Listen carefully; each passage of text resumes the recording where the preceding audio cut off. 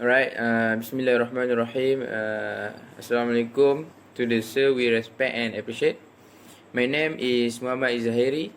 Today, me and some members of my group, consisting of Muhammad Ridwan, Muhammad Muzakir, and Nurul Idani, will make a presentation on the country we have acquired.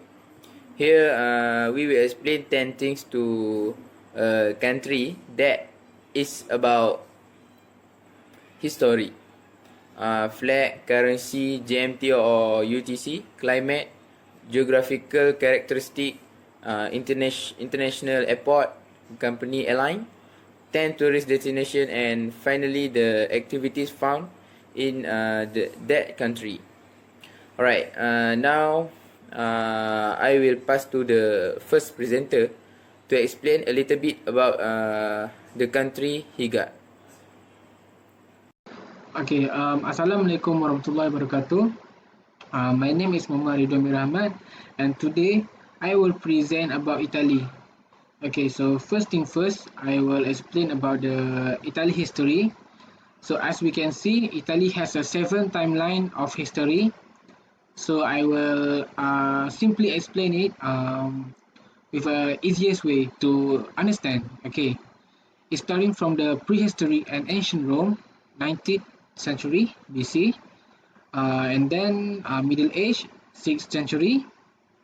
It goes to the New Age, Renaissance, 50th to 16th century, and then goes to foreign domination and the Napoleonic Wars, 17th to 19th century, and unification of Italy and liberal Italy, 1861 and 1922, and then goes to fascist Italy, 1922 and 1945, and lastly Republic Italy 1946 until now. Okay, so now let me explain to all of my classmates and to Sejak. Okay, first, the Italian state united in 1861 contribute much to the cultural and social development of the entire Mediterranean region.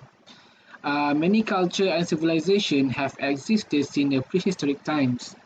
After centuries of being occupied by the Roman Republic and the Roman Empire for the centuries, an Italian nation arose that brought us innumerable contributions. Among these contributions enabled to the development of the European philosophy, science, and the art during the Middle Age and Reformation. After being dominated by the city-state during the Middle Age and the Reformation, the Italian peninsula also experienced foreign domination. Some areas of Italy were occupied by the Spanish, not just Spanish, also Austrian and Napoleonic Empire. While the Vatican remained in control of the central part, okay, before the entire peninsula was finally liberated and united in many struggles in the 19th and 20th centuries. In late 19th and early 20th centuries, during the reign of the Italian Empire, the country built a colonial empire that covers some of areas of Africa as well as states along the Mediterranean Sea. And then Italy suffered a huge loss in the First World War but ended up on the winning side. The fascist faction led by Benito Mussolini took over the reins of government and established an authoritarian and dictatorial government in 1922 and 43.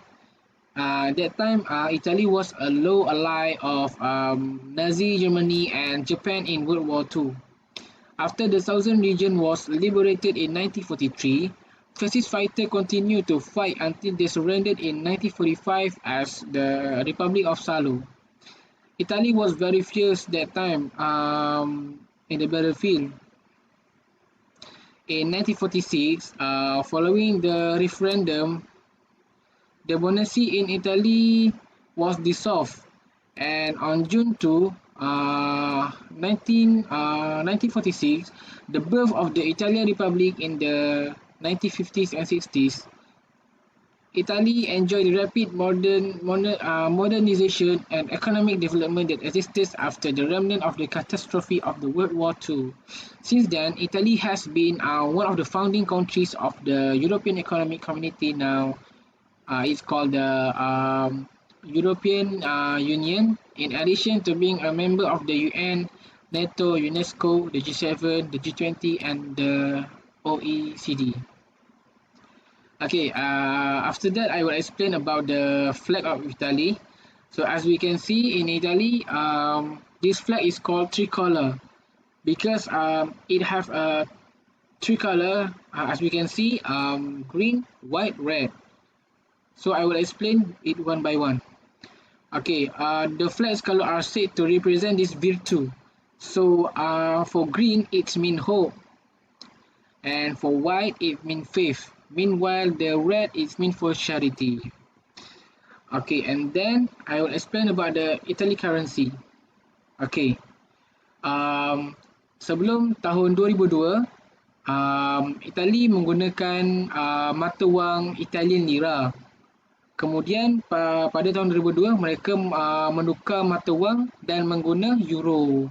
Sehinggalah kini banyak juga negara-negara euro yang menggunakan mata wang seperti euro. So 1 euro bersamaan dengan RM4.87 Malaysian ringgit. Okay, kemudian and then I will explain about GMT and UTC. Italy time is in the Central European time zone. Central European Standard Time (CET) is 1 hour ahead of Greenwich Mean Time of GMT +1. Like most states in Europe, summer daylight saving time is observed in Italy time, where the time is shift forward by 1 hour and 2 hours ahead of Greenwich Mean Time GMT +2. Okay, and then climate. So, as we can see, there is two climate, Mediterranean climate and maritime climate. Okay, actually, Italy has a predominantly Mediterranean climate with mild, sometimes rainy winters and sunny hot, and usually dry summers. However, with such a large area and so many different geographical features, from high mountains to over 4,000 miles of coastline, we will find plenty of regional differences and even more microclimates. Okay, meanwhile, in central Italy, it is dominated by a maritime climate because there is no sudden change in temperature and excessive rainfall. In summer, an average is about 25 degrees. So for the lovers of ski resort will definitely have to go to Italy in the winter.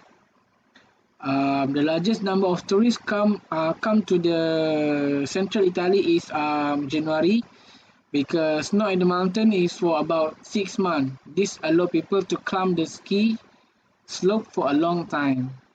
Okay, and then I will explain about geographical characteristics. Okay, first we have an island. Okay, first we have an island. So, Italy has two bigger island and three small island, which is the two bigger island is Sicily and Sardinia, and the smaller island is such as Capri, Ischia, and Elba. And then we have mountain. Actually, the Alps and the Apennines are the two main mountain range in Italy. So in the north, the mountain range of the Alps separate Italy from other European countries such as France, Switzerland, Slovenia, and Austria.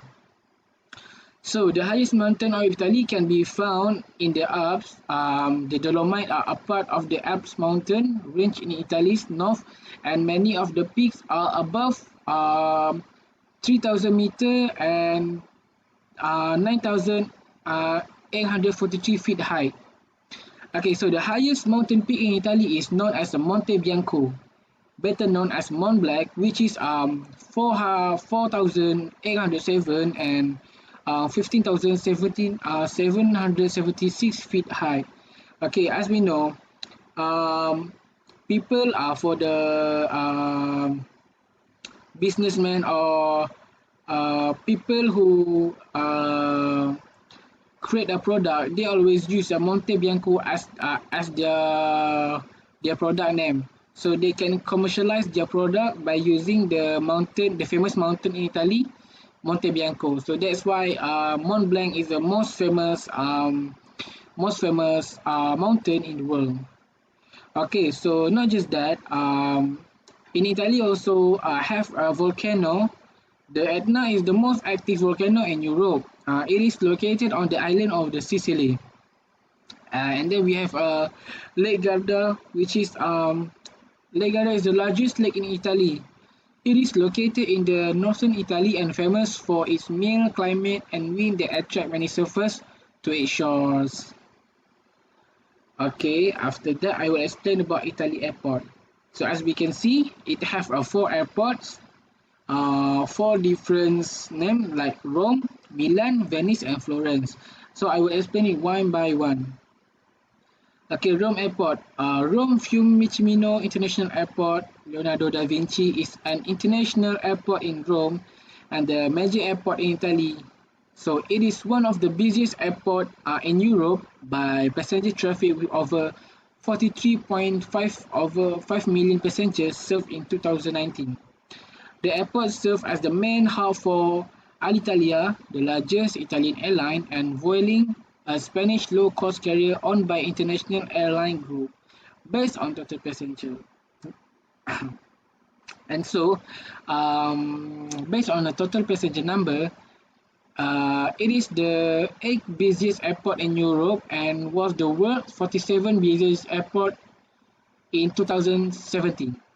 It covers an area of 60 kilometers and is named after polymath Leonardo da Vinci, who in 1480 designed a flying machine with wings and the first proto-helicopter.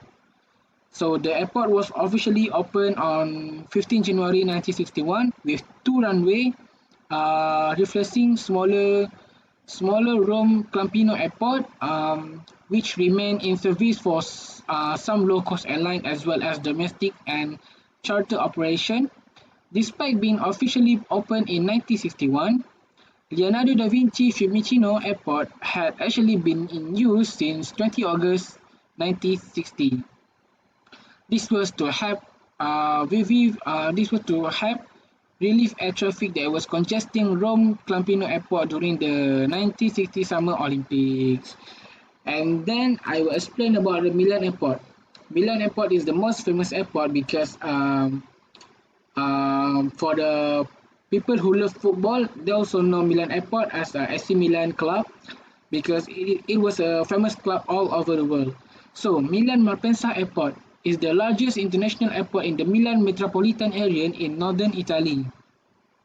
So it serves around 17 million inhabitants in Lombardy, Piedmont, and Liguria, as well as those living in the Swiss canton of Ticino. Okay, the airport is located 49 kilometers northwest of central Milan, next to the Ticino River. Okay, so in 2019, Malpensa Airport handled about 28 million 846 and 269 passengers and was the 20th busiest airport in Europe in terms of passengers and the second busiest airport in Italy in terms of passengers. Until 2008, Malpensa Airport was a major hub for a flag carrier at Alitalia. So Malpensa Airport remains the second busiest Italian airport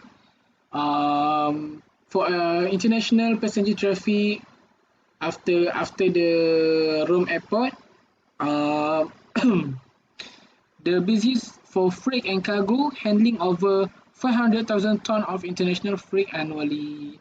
So the first industrial airport was opened in about 1909 near the Cascina Malpensa, an old farm by Giovanni Augusta and um, Gianni Caproni to test their aircraft prototype. The airport was then opened for civil operation in 1948 during the war reconstruction period in order to serve the northern area of Milan. And then we have Venice Airport. Venice Marco Polo Airport is the international airport of Venice, Italy. So it is located in mainland 4.3 nautical miles north of the uh, north of the north of the north of the city in Tessera, a leisure destination. It features flight to many European metropolitan area as well as some party seasonal long-haul road to the United States, Canada. Another airport located in the Venice area is Travis Airport. Is sometimes unofficially labeled as Venice. Treviso and mostly serve low-cost airline, mainly Ryanair and Wizz Air. A modern terminal was opened in 2002, but it is already at full capacity. The airport is managed by SAFE, a company partially owned by a local authority that also control the smaller Treviso Airport. So dedicated mainly to low-cost carrier, the airport was named after the Venetian traveler Marco Polo. So, and the lastly is Florence Airport. Florence Airport is the international airport of Florence, the capital of the Italian region of Tuscany. So it is the second busiest Tuscan airport in terms of the passenger after Pisa International Airport. The first airfield in the Florence was created in the Campo di Malta area in 1910. When military authorities allowed a field to be used for experiment in air navigation. Campo di Marte thus became Florence's first airport and remained so throughout in 1920s. However, the field was soon surrounded by houses and was inadequate for the new aircraft that were then replacing the first canvas-covered craft in 1928. A location on the plain between Florence and the Sesto Fiorentino was chosen. Peretola Airport opened there in the earlier 1930s. So after that, I will explain about the Italy Airline Company. So it have it dominated by four huge company in Italy. Firstly, we have Dolomiti, Alitalia, Blue Panorama Airline, and Neos. Okay, firstly is Edomoliti. Edomoliti is an Italian regional airline with its head office in Dosso Buono, Villafranca in Verona, Italy, and the operating base at Munich Airport and Frankfurt Airport in Germany. It is a wholly owned subsidiary of Lufthansa. Dolomiti operate a network of routes from several Italian destinations to and from Munich and Frankfurt. So most of the services are sold under their Dolomiti brand and code share with Lufthansa, while few remain under the Lufthansa brand. So Dolomiti was established on the 30 December 1989 by the Line Area Europe, in short form LAE. The airline names derives from the section of the Alps known as the Dolomites. It started airline operation in January 1991 with a Trieste Genoa route, and in 1922 started international service with flight from Verona to Munich. And second one is Alitalia. Alitalia is the airline that operates from its main hub at Leonardo da Vinci Fiumicino Airport, which is a Rome airport. The airline is a full member of a SkyTeam Alliance, and it has a code share agreement with 42 airlines. In 2018, the airline was the 12th largest airline in Europe. Since 2017, the airline is under extraordinary administration due to the years of not making profitability. As of October 2020, the airline has planned to reincorporate itself under a new name, Alitalia Italia Trasporto Aurero. A new date when the company is set to be established is known, but are eyeing on a relaunch somewhere in 2021. And then we have Blue Panorama Airline. Blue Panorama Airline is an Italian airline headquartered in Fiumicino, operating and scheduled charter flight from Italy, especially Rome, Fiumicino, and Milan Malpensa, to various international destinations. Blue Express is the brand name for low-cost and short and medium-range flight operated by Blue Panorama. Additional business charter flight are operated under the name of Executive Blue. Blue Panorama is a private Italian airline operating intercontinental, international, and national charter and scheduled flight. It was founded in Rome 1998 by Franco Pecci and has been an IATA member since 2002. Since 2005, Blue Panorama Airline Boeing 727 fleet has operated national and international flights for the Blue Express low-cost division. And the last Italian airline company is Neos. Okay, so basically, Neos was established on 22 June 2001 as a joint venture between two tourism companies, the Italian Alpita and the German TUI Group.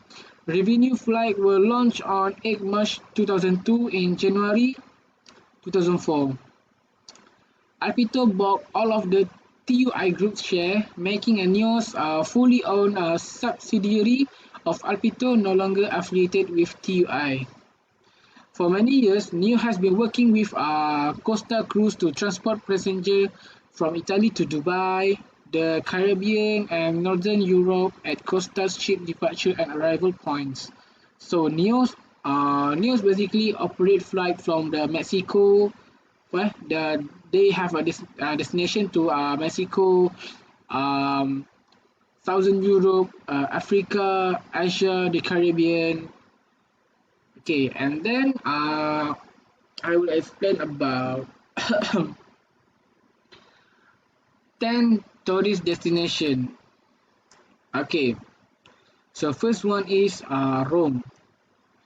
Okay, Rome is a capital city. Rome is Italy capital city. A wonderful place to learn about Romance and ancient history, because there are so many historic. There are a lot of historic sites in the city that is nicknamed as an eternal city, and you must visit history monuments as the Foro Romano with its ancient Roman and ruins, or the Colosseum. And second one is Venice.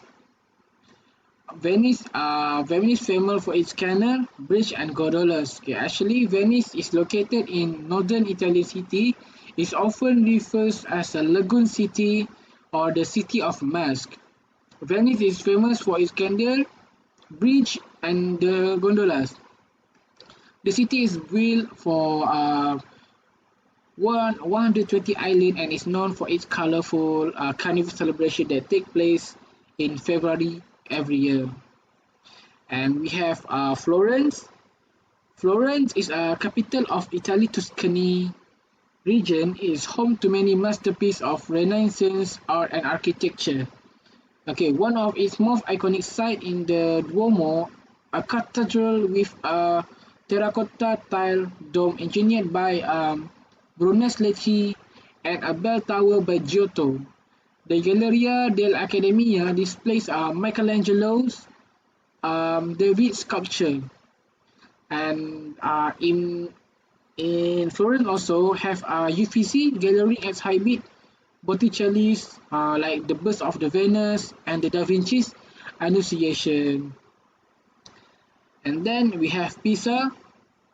Pisa is the famous Leaning Tower. In fact, the City Cathedral Bell Tower. In Italian, in Italy, they call as a Camnite. The tower was constructed in 1173, but the structure was miscalculated and built on not to solid ground. So the tower began leaning early on. So it is said that Italian scientist Galileo Galilei used the tower for various gravity experiments, such as dropping various objects from the top of the tower. And the tower is not about 50 meters. The tower is only for the height of the tower is only for 56 meters and 183 feet meters tall, while the tower still is actually more than 4.3 meters and 14 feet.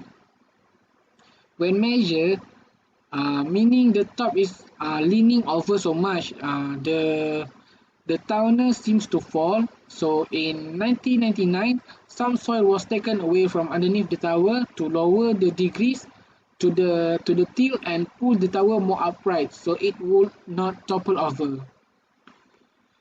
And then we have Ravenna. Ravenna is a city of Emilia Romagna, Italy. It is known for the colorful mosaics adorning many of central buildings like the octagonal Basilica di San Vitale, the 6th century Basilica di San Apollinare Nuovo, and the cross-shaped Mausoleo di Galla Placida. North of the center, the Mausoleo di Tradico, built in the 6th century for the King Theodoric the Great, is a Gothic and a circular stone tomb with a monolithic dome.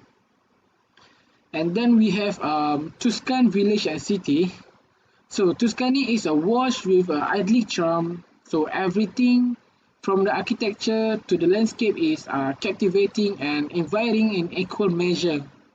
Choosing which typical town and village in Tuscany to visit on your holiday can be challenging, especially if you want to stay off the beaten track. The best way to explore Tuscany is by a car. Driving around this gorgeous region is revelation and a great way to see as much as possible from your villa in Tuscany. Because in the Tuscan village city, they have a lot of history place like medieval histories or wall towns and Renaissance styling aways of Cortona, Montepulciano. And then we have Alps. Okay, as we know, the Alps are the highest and the most extensive mountain range system that lies entirely in Europe and stretch approximately in the 1,200 kilometers across the 8 alpine countries: France, Switzerland, Monaco, Italy, Liechtenstein, Austria, Germany, and Slovenia. The Alps is great for skiing, hiking, and mountainside holidays. Plan to visit Bolzano Natural History Museum, where you can find marvel at Oizy and the mummy from the Ice Age. And then we have Alberobello. Alberobello is a town in Italy, Apulia region. It's known for its truly whitewashed stone hut with a conical roof, and the hilltop Rion Monte district has hundreds of them. The 18th centuries of Trulli Sovrano is a two-level Trulli. Furniture and tools of the Museo del Terrotio Casa Pezzolo recreate life in the Trulli as it was centuries ago. Southeast of town is the Casa Rosa, a World War II internment camp. And lastly, we have Arena Verona. The Arena di Verona is a massive amphitheater that's second biggest in the world after the Colosseum in Rome. And in Rome times, the amphitheater was used for gladiator fight and theater performance. Today, the amphitheater is used for an annual opera festival in August, which is very popular with tourists from all over the world. In Verona, you can also visit the famous balcony of the House of Juliet. Shakespeare's popular love story of Romeo and Juliet is said to have its origin on this town. And then I will explain about things to do in Italy. They have 5 activities that we can do. So sightseeing. You can visit Colosseum,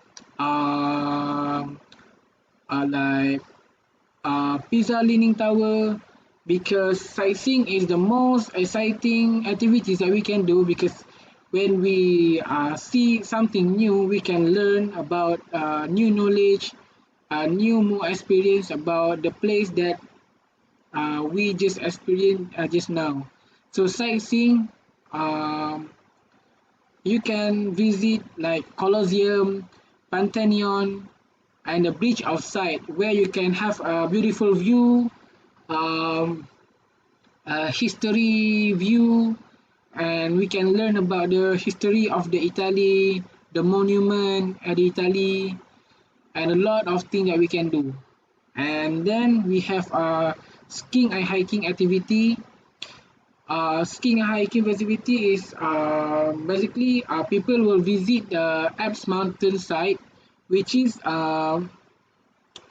they can visit Dolomiti Super Sky and Gitchberg.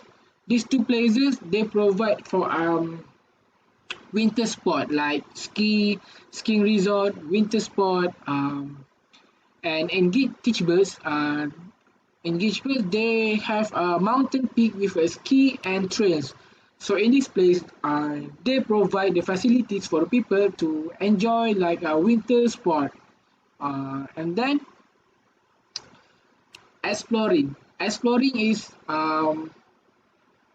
we can explore the Rialto Bridge, Venice, um, Gargano National Park, and Cliento and Vallo di Dana National Park. So in Italy, that's just not about the history. They also have a nature place like Gargano National Park. They have beautiful nature and forest, beautiful flora and fauna. So we can exploring all of that by visiting the national park in Italy, the beautiful Rialto Bridge in Venice. There were a lot of things that we can do in Italy. And the last one is sunbathing. Sunbathing is the activities that we can do at the beach resort on Amalfi Coast while relaxing. We can have enjoying moment. We can relax. We can release tension at the seaside. So we can visit Mondello Beach. We can visit Spaglia La Pelosa. There was a lot of beautiful beach in Italy. And that's all from me. Thank you. Assalamualaikum warahmatullahi wabarakatuh. My name is Nurul Idani binti Sahari. So today I will explain about Spain. Okay, first is background of Spain. Spain, known as the Kingdom of Spain, and it is made up of 504,782 square kilometers. Okay, it is located on the Iberian Peninsula in southwestern Europe. It is also borders Portugal on the west and France on the north. In terms of religion, Spain is 66.7% of Roman Catholic, 1.2% of Muslim, 0.8% of Protestant, and 31.3% of the others. Okay, the formal history of education in Spain must begin with the history of Roman education. Okay, next we move to the flag of Spain. Okay, the flag of Spain is made up of colors red and yellow. Red represent the blood spilled by the bulls, and the yellow it is represent the sun and the bullfighting arena. A second legend claims that the yellow represents the sun and the red represent the blood shed by the Spanish people. Okay, why is the Spanish flag important? Okay, it is important because of the coat of arms on the Spanish flag, and the 4 red and 5 yellow alternating stripes represent the Kingdom of Aragon. These were former kingdoms of Spain. Two others that are also represented here are the Kingdom of Castile and the House of Bourbon. Okay, two columns symbolize the pillars of Hercules, Gibraltar, and Creta. Next, we'll move to the currency of Spain. Okay, the currency of Spain is they use euro as their currency, and the euro is divided into 100 cents, and the Malaysian ringgit is divided into 100 cents. Okay, for some examples, when we want to divided the Malaysian ringgit to euro, it will becomes like this. For Malaysia, for some example, is 5 ringgit Malaysian.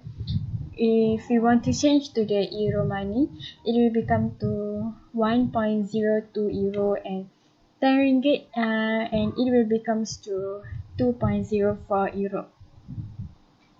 Okay, next is GMT or UTC. Okay, GMT or UTC. Spain mainly uses Central European Time and Central European Summer Time in Peninsula Spain, the Balearic Island, Ceuta, Melilla, and places the Soberania. Okay, Spain. Okay, so some observers believe that this time zone shifts play a role in the country's relatively unusual daily schedule, which are late meals and sleep times. Okay, next is climate of Spain. Okay, Spain has a varied landscape and mainly consists of a mountain areas. Spain is an always sunny and warm country. In summer, weather is indeed sunny and warm. Okay, Spain winter months really feel cool and like winter. Okay, Spain, however, is still a popular winter destination, and that is also not surprising with the wonderful climate at the coast. Mainly, the Costa Blanca is extremely popular in winter. The Canaries are also a perfect winter destination. Moreover, spring, which is from April to June, and autumn, which is from September to November, are the best seasons to visit Spain. So at that time there are many people who really want to visit the Spain. Okay, next we will move to the geographical characteristic. There are two geographical characteristics, which are mountain and river. So mountain, Pyrenees, Sierra de Guadarrama, Sierra de Gredos, and Sierra Nevada. Those are the places that have the mountain in Spain. Okay, for rivers, the rivers that have Guadalquivir, Ebro, Duero, Minho, Tajo, and Guadiana. Okay, next, we will move to the list of international airport. Okay, there are four here. There are four lists of international airports, which are Almeria International Airport, Asturias Airport, Gran Canaria Airport, and La Coruña Airport. Okay, Almeria Airport is located 9 kilometers east of Almeria city center in the province of Almeria in southeastern Spain. It is close to the main. It is close to the what we call it. Okay, it is close to the main tourist centers of the province, such as the Cabo de Gata Nature Park, El Ejido, Mojácar, Roquetas de Mar Vera, and the facilities of the Almeria Airport is it is a modern airport with arrivals and departure taking places on the main ground floor. It also has a terrace overlooking the runway, so we can see the beautiful scenery from there. Next is for Asturias Airport. It is only the international airport of Asturias, Spain in Castellón traffic. Okay. Schedule consists primarily of scheduled domestic flight and some seasonal scheduled international flights. In 2012, the airport handled 1,309,640 passengers and managed 30,252 operations. The airport is located in Anzu and the airport first opened on 11 June 1968. Okay, next is for the Gran Canaria Airport. Okay, Gran Canaria Airport also one of the international airport in Spain. Gran Canaria Airport, sometimes also known as the Gando Airport. It is a passenger and freight airport on the island of the Gran Canaria. The airport is located in the eastern part of Gran Canaria on the bay of Gando, and it is 19 km to the south of Las Palmas and 25 km from the popular tourist areas in the south. Okay. The last one is La Caruna Airport. Okay, La Caruna Airport, known as Alvedra Airport. Alvedra Airport is the airport serving the Galician city of La Caruna in northwestern Spain. And the airport is located in the municipality of Colorado and approximately 7 kilometers from the city center. And there are many facilities here, which are it is available to passengers in the travel area of a current airport. Okay, if people wish to buy food or drink once they arrive at the airport, there are cafe facilities in the main lobby area, and there is also a cash machine there. Okay, and next is besides. If people are hoping to hire a car from La Caruna Airport, there are several of car hire companies located in the arrivals lobby at the airport. Okay, next we will move to the list of company airline.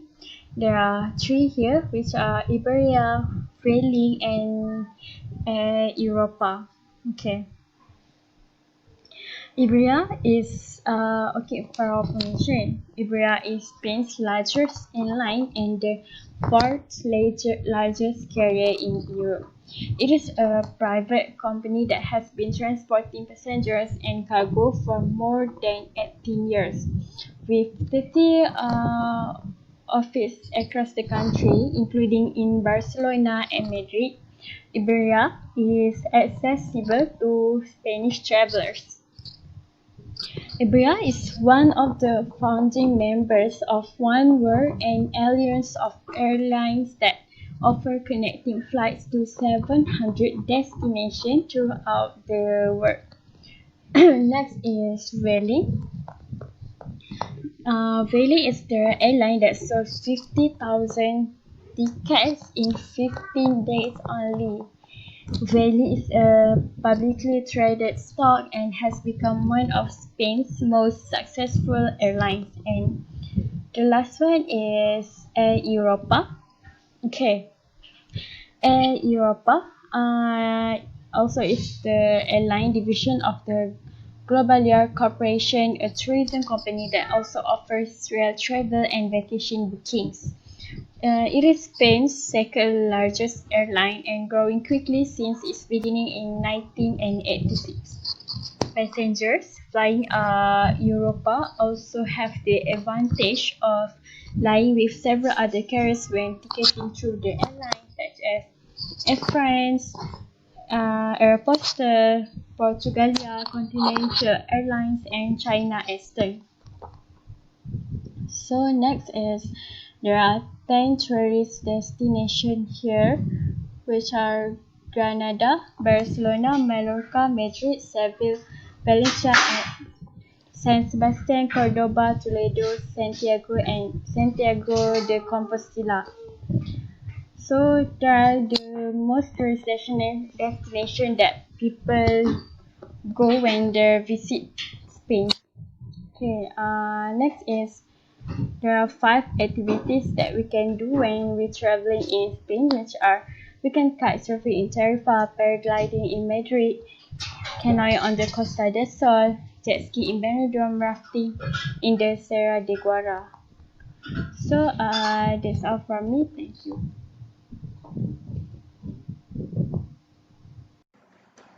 Okay, so now I will explain about Norway country, and here we go. So first thing first, I will explain about background of the Norway. Okay, Norway, officially known as the Kingdom of Norway, includes a large mainland, a variety of small islands, and other territory totaling 3,658,000 square kilometers. And located in the northern Europe, Norway lies on the Scandinavian peninsula and is surrounded by three seas to the west and share most of its eastern border with Sweden. The northern section of Norway experienced cold winters and weeks of continuous darkness, along with weeks of continuous sun in the summer. The country includes a large varied and mountainous region and has a population of just 4.4 million people in 1999. It was estimated that 28.1% of Norwegians live in one of the four largest urban areas, and only these four areas have more than 100,000 inhabitants. Oslo is the capital of Norway, has approximately 500,000 inhabitants, and the next largest area, Bergen, have 222,000 inhabitants. Just 15 communities have more than 20,000 inhabitants. About 20% of Norwegians are under the age of 15 and 38% are married. As we can see, relative to most countries, Norway's population is overwhelming, homogeneous, and the vast majority are Nordic in heritage and appearance, and more than 60% have a blue eyes. About 55% of Norwegian claims membership in the Lutheran Church of Norway, and most though are merely nominal members of the state-run church with less than 3% attending regular religious service. It is freedom to practice any kind of religion. The language of Norway is German in origin, and modern Norwegian has several dialects, but all are understood across the Scandinavian countries. And next, I will explain about the flag. Okay, flag. Okay, as we can see, the flag of Norway features a Scandinavian cross. The cross is positioned so that the vertical part is turned toward the host side. Similar to the design of Denmark's national flags, the tricolor design was submitted in 1821 by Fredrik Banzer, a Norwegian representative and a businessman. So this color was chosen because it represented freedom on other flags at the time, including France and America. The Nordic cross is a representation of Christianity in its use throughout the Nordic countries. And then, as we can see, the color of the flag of Norway features have three colors, as previously mentioned: red, white, and blue. The flag features a dark blue and white Nordic cross on the red field. And then I will explain about currency. Okay, in Norwegian, if we one Norwegian krone NOK equal to 0.470812 Malaysian ringgit. So it means Norway currency is more big than the Malaysian currency. Okay, and then I will explain about time zone in Norway. Okay, in Norway, the standard time is the Central European Time (UTC) plus 0100. Norway observes summertime daylight saving time, so the transition date are the same as for other European country. Svalbard and Jan Mayens observe the same time as the mainland. Norway stretch more to the west and east than it might look on a map. The westernmost point in Norway proper is on 40 longitude, meaning 42 minutes difference between mean solar and time official time with the easternmost point in Norway. So the vast majority of the population in Norway live the west of the 15-degree longitude. And then I will explain about climate. As we can see, there was 5 different climates because in Norway the climate varies from the coast to inland areas. In fact, Norway has 5 different climate types. The coastal region have a temperate oceanic climate with relatively mild winters and cooler summer months. Inland areas have a continental climate with colder winters but a warm summertime. Due to the warmth of the Gulf Stream, Norway is a lot warmer than might be expected from its location. Further north, you will find it a combination of 3 climate types. To a large extent, the interior has a cool continental climate, becoming a tundra climate, and on some higher parts in the central Norway on alpine climates. And in winter, you can expect a very low temperature with every minus 40 degrees Celsius. However, the temperature changes quickly from day to day. So what is the best time to travel to Norway? Is of course it depends on the reason why you are visiting Norway. But I think the summer is the best time to travel. So the best month are June, July, and August. And this is the period where the highest temperature and the highest amount of sunshine and many hours of sunshine day in terms of precipitation. You have to be a little lucky, and it can be a dry for days, but it can also happen that it will rain every day of week. Temperature fell between 35 to 30 degrees Celsius in the southern. Okay, and then I will explain about the geographical characteristic. Okay, so Norway is a country that located in the northern Europe on the northern and western part of the Scandinavian peninsula, and the majority of the country border water, including the Skagerrak Inlet to the south, the North Sea to the southwest, and the North Atlantic Ocean, Norwegian Sea, to the west, and the Barents Sea to the north. It has a land border with Sweden to the east and a shorter border and Finland, and even shorter border with Russia to the northwest. So Norway has an elongated shape, one of the longest and the most rough coastline in the world, and some 15,000 islands of its much indented coastline. It is one of the world's northernmost countries, and it is one of Europe's most mountainous countries with large area dominated by the Scandinavian mountain. So the country average elevation is 460 meters, about 1,510 feet, and 32% of the mainland is located above the tree line. So each country length change of peaks geologically continue with the mountains of Scotland, Ireland, and after crossing under the Atlantic Ocean, the Appalachian Mountains of North America. Geologists hold that all these forms are single range prior to the breakup of the ancient supercontinent Pangaea. So during the last glacial period, as well as many earlier ice age, virtually the entire country was covered with a thick ice sheet. So the movement of ice carved out deep valley as a result of the ice carving.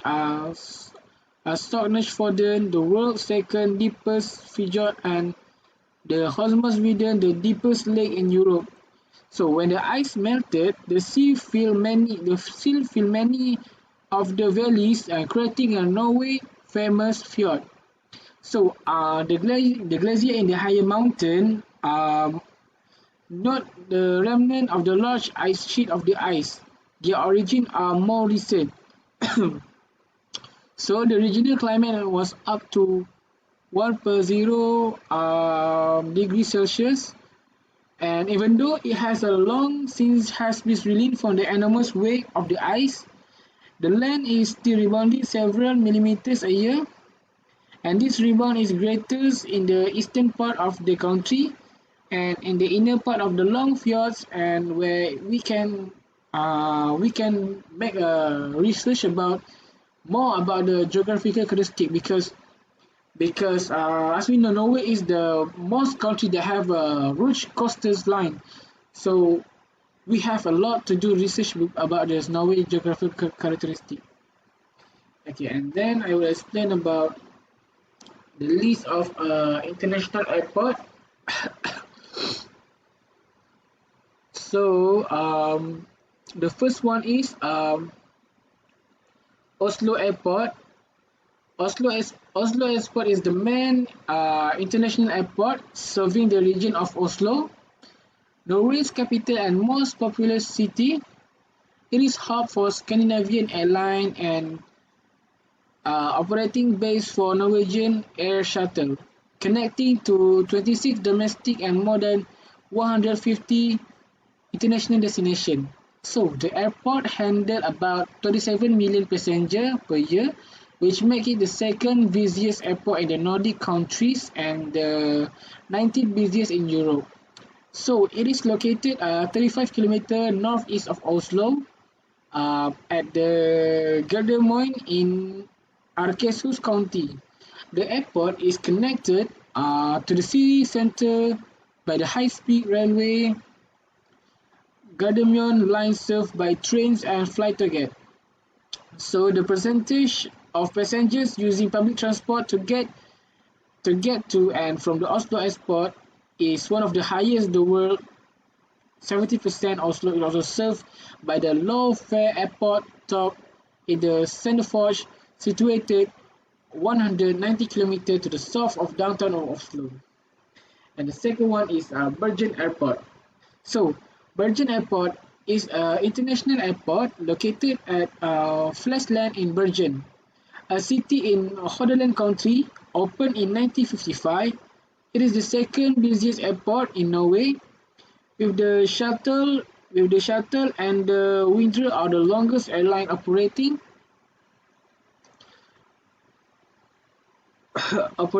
in the Norway.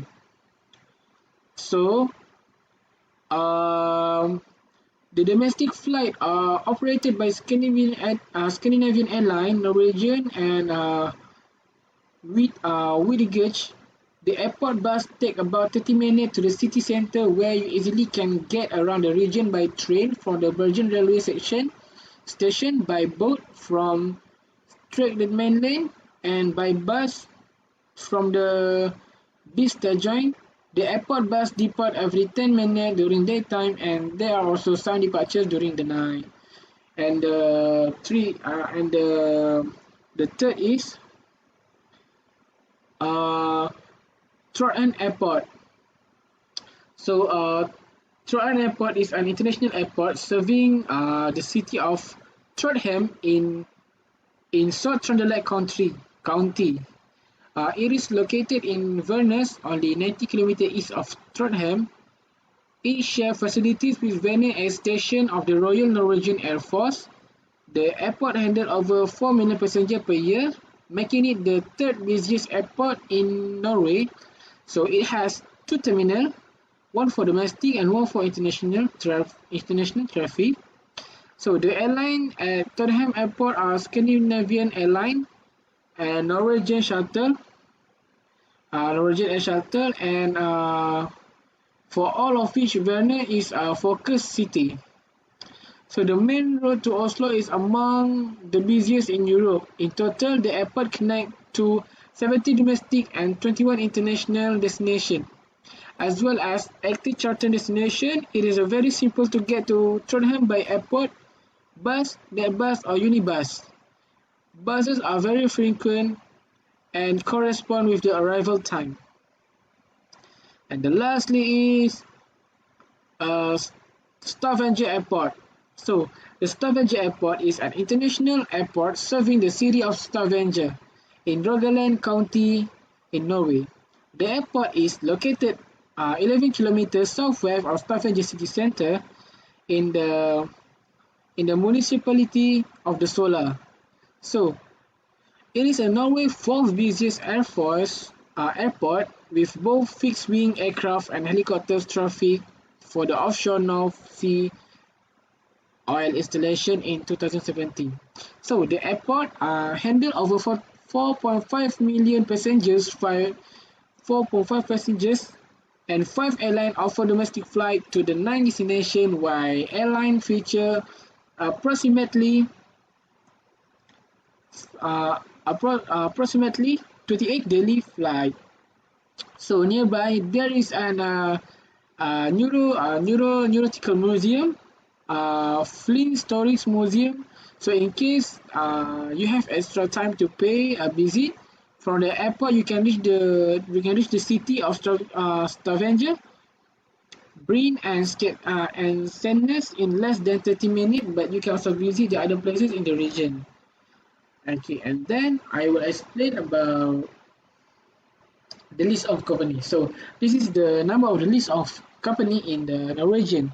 So the first one is Norwegian Air Shuttle. So Norwegian Air Shuttle, in the short form ASA, trading as Norwegian. It is a Norwegian low-cost airline and Norway's largest airline. It is the fourth largest low-cost carrier in Europe behind Wizz Air, EasyJet and Ryanair. It is the largest airline in Scandinavia and the 9th largest airline in the Europe in terms of passengers of number. And the second one is Scandinavian Airline. So, a Scandinavian airline, usually known as SAS, is the flag carrier of Denmark, Norway, and Sweden. SAS is the abbreviation of the company's full name, Scandinavian Airline System, or legally Scandinavian Airline System, Denmark, Norway, and Sweden. And then I will explain about 10 tourist destinations. So the first one is Sognefjord. Okay, the largest of Norway's fjord, Sognefjord, reach 204 km inland from the coastal village of Skøyen and branch off into countless smaller inlets and fjords along the way. As it widens, the king of the fjord, all is known by Norwegians, it is almost 5 kilometers across, and the cliff walls reach as high as 1,307 meters, making a breathtaking sight. And the most popular way to visit the fjord is by boat. And the boat, by the boat, and the fjord cruises and sightseeing tours are plentiful. So many of the best tour options depart conveniently from the attractive town of Bergen. So be sure to follow a full day for your adventure.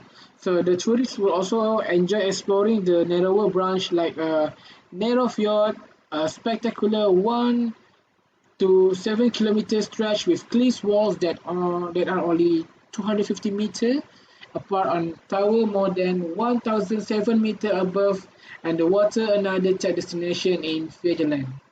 So this stunningly beautiful region is home to Europe's biggest glacier, Jostedbreen, and the Norwegian Glacier Museum. And the second place is Palpik Rock, or as people known, Prekestolen. So Prekestolen. This is one of the main tourist attraction, best suited to the best active traveler thanks to the arduous journey required to get there. Pulpit Rock is nevertheless one of the most popular sites in Norway. Located near Stavanger, the destination requires ferry and bus ride and then 2 hour uphill hike to reach the almost perfectly flat top cliff, which look over Lysfjord, more than 6 meters above the water. Those visiting the Stavengers are also will also want to stop by the surprisingly fascinating Norwegian Canning Museum, which is set at the Canary Wars during World War II. Stavanger Cathedral is also a top tourist attraction in Stavanger. This is 20th century structure feature multiple style, including a Romanesque basilica, Baroque pulpit, and Gothic font. And then we have Tromsø. Tromsø is situated at 349 kilometers north of the Arctic Circle. Tromsø is best known for its important role as the base for many major Arctic expeditions since the mid 1018s. The Tromsø was first settled in the 13th century as a fishing village, and the industry has been an integral part of life here ever since. Contributing to the area maritime charm also a result of its northerly position. Tromsø is a top destination for those hoping to see the spectacular aurora boreals or northern light. Tourists will find multiple attractions and fun things to do in town and explain and explore the phenomenon, including Polaria and the Polar Museum, and expected tourist attraction for an area deep with the frozen north. The Tromsø Arctic Alpine Botanic Garden is a home to a plethora of flowering plants. Highlights include hardy rhododendrons and the gigantic Tibetan blue poppy, as well as garden dedicated to the region's traditional medical plants. And 4.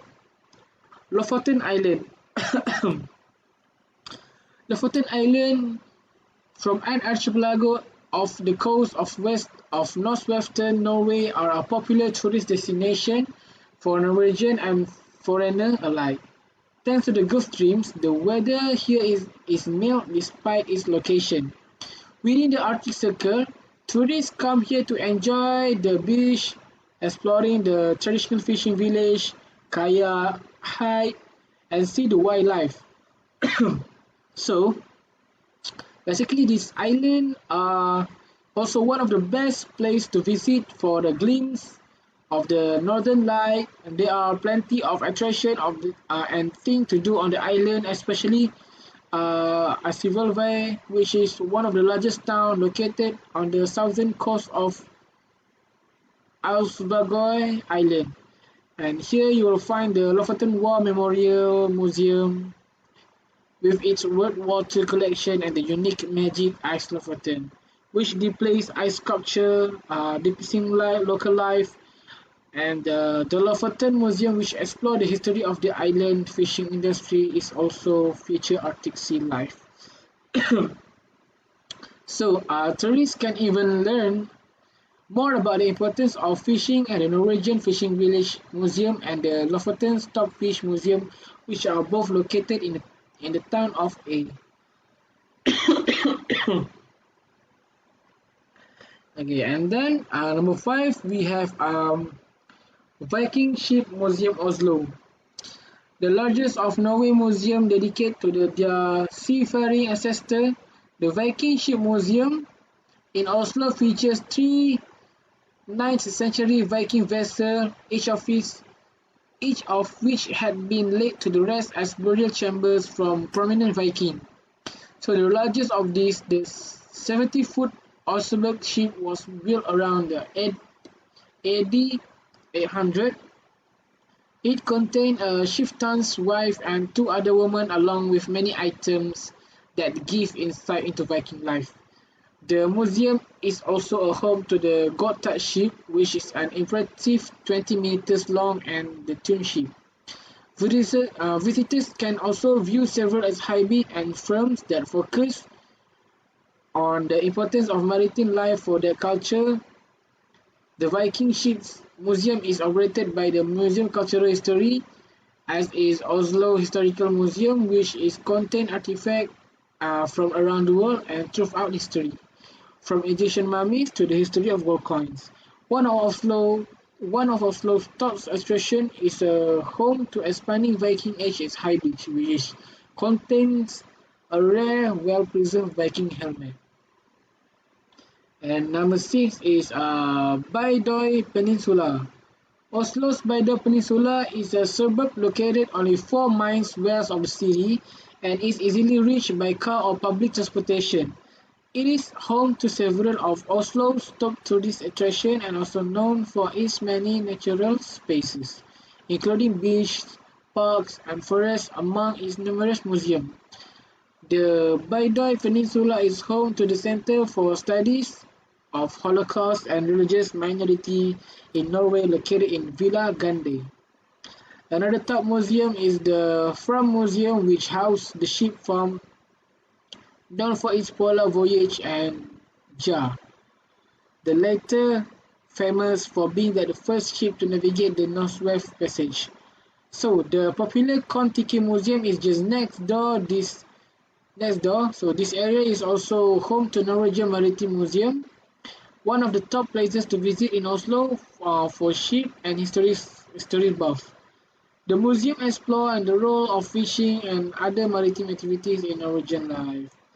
And number 7 is Bergen Hanseatic Wharf of Bergen. One of the more popular sightseeing opportunities in Bergen is the Bergen Hanseatic Wharf. That vibrantly painted area was once the city center of the trade and was dominated by Hanseatic merchants. Today, tourists can find several historic buildings and portray life during the Middle Age, as well as boutique, restaurant, and the Bergen Museum. Learn even more at the Hanseatic Museum, which has been open since 1872. This fascinating museum is housed in Finnegan, 1704, home that was owned by one of the merchants, while in Bergen, visitors will also want to visit Trollhaugen, the former home and workspace of composer Edward Great, as well as the open air market. And 8. Thomas Arctic Museum. Tromsø Arctic Museum. Okay, Tromsø is a home to several fantastic museums, two of which are dedicated to the studying life in the far north. Polaria is the newest of these and is home to the exhibit about the aurora boreals, is northern light, and the effects of climate change on Arctic ecosystem and Arctic wildlife, including Arctic aquarium.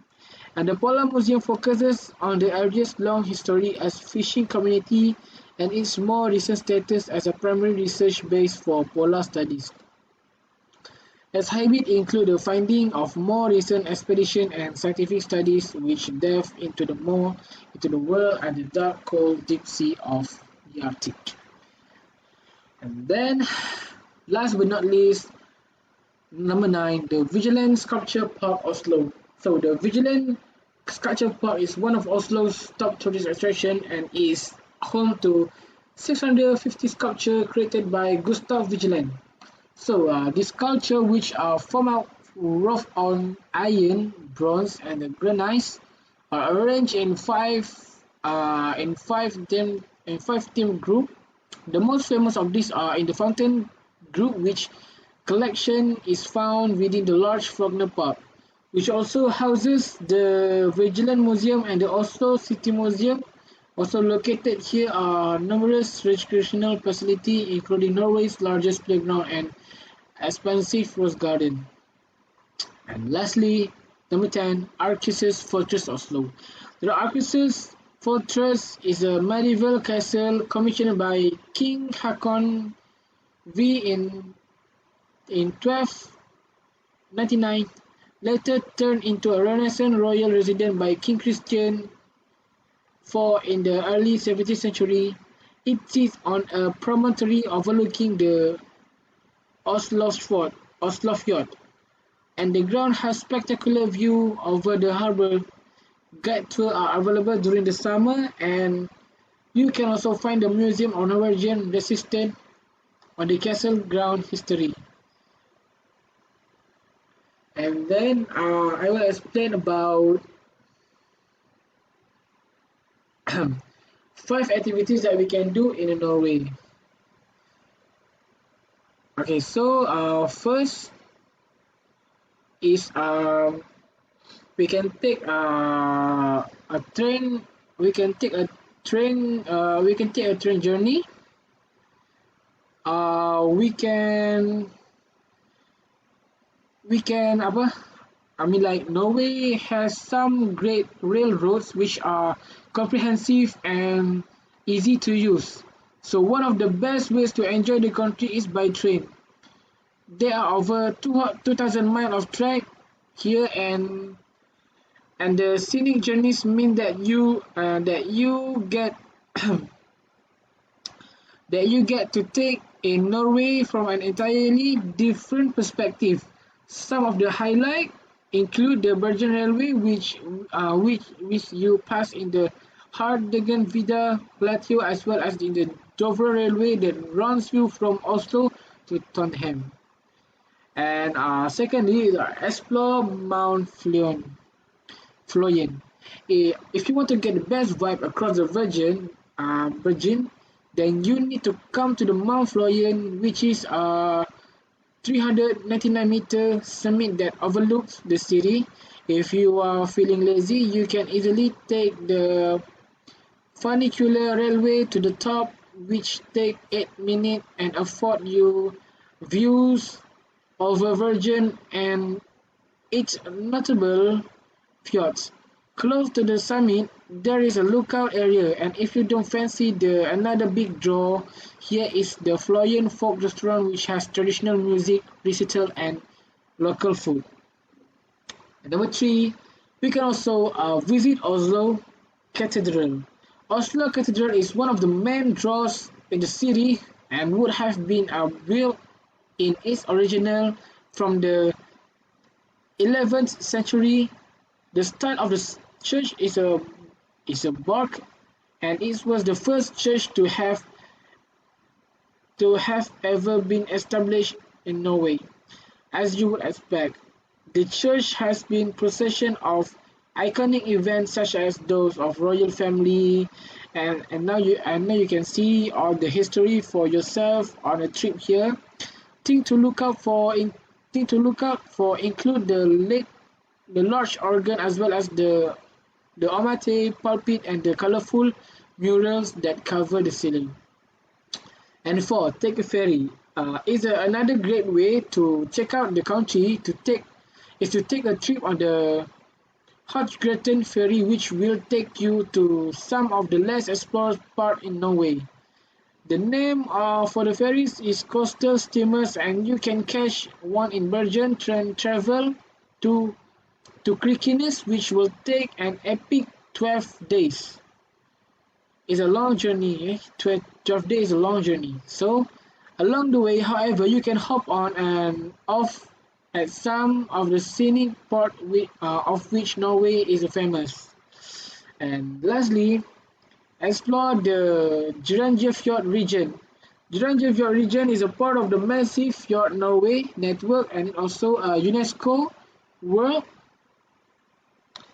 Heritage Site, and it is stretched across many miles, but some of the highlights include Alison in the north, which is known for its icy Norwegian scenery.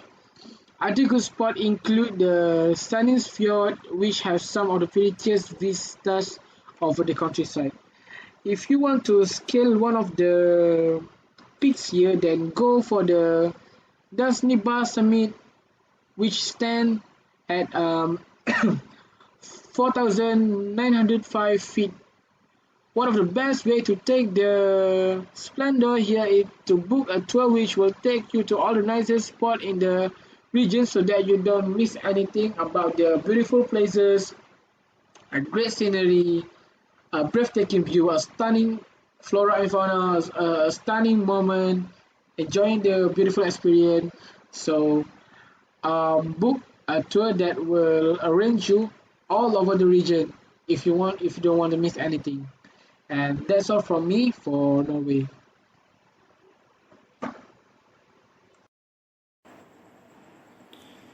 Alright, Portugal. History or background of Portugal. Portugal is located on the western side of the Iberian Peninsula. The Portuguese name comes from the Roman name for the city of Portus Gale. Become part of the empire from 45 BC to 298 AD. The Portuguese government was formed in 1139. Alfonso Henriques was the first king. Beginning in the 14th century, Portugal became a superpower.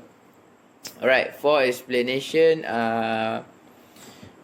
Portugal is located on the west side of the Iberian Peninsula next to Spain, which is on the east side of the peninsula. The name Portugal comes from the Roman name for the town Portus Gale. The area of Portugal was originally settled by the Celtic people. Later, the Phoenician Empire and the Carthage Empire. Portugal was a part of the empire from 45 BC to 298 AD. In 711 AD, the Moors invaded and proceeded to conquer the Iberian Peninsula. They would hold on to some portion of the area for hundreds of years. The effort took hundreds of years. It was in 1139 that the Kingdom of Portugal was formed. Afonso Henriques was the first king in the age of exploration. Portuguese explorers such as Vasco da Gama and Ferdinand Magellan began to build Portugal into a vast colonial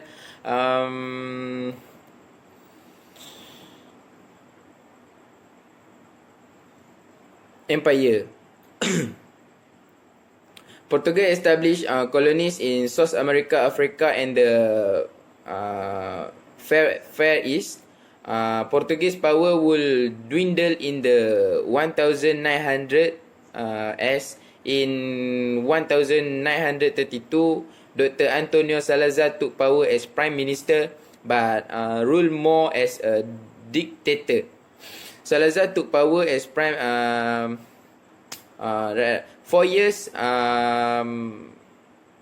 First Salazar and then Marcelo Caetano would rule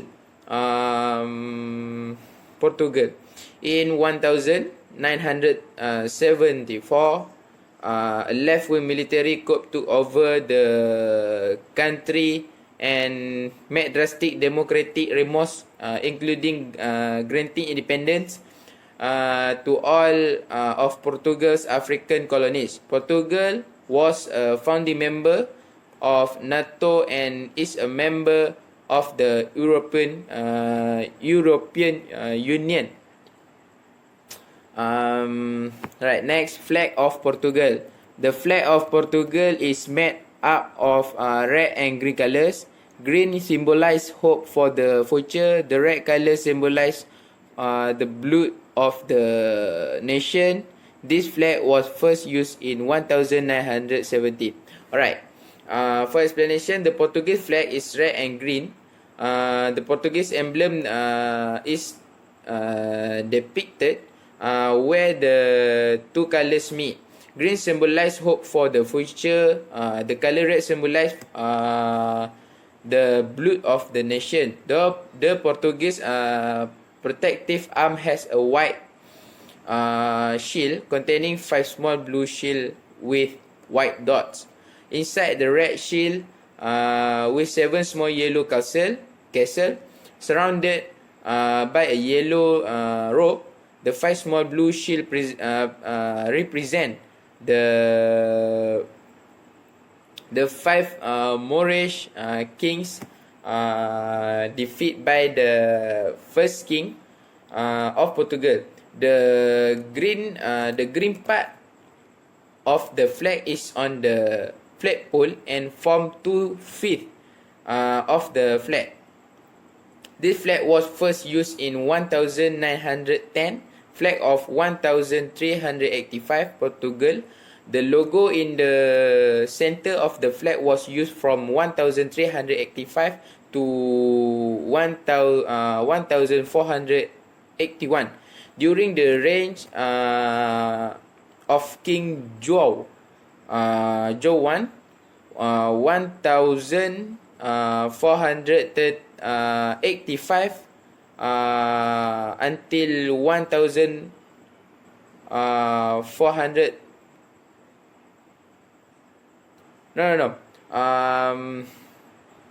King Zhou I, 1385 until 1433. And Duarte 1433 until 1438, and Afonso V 1438 until 1481. Right.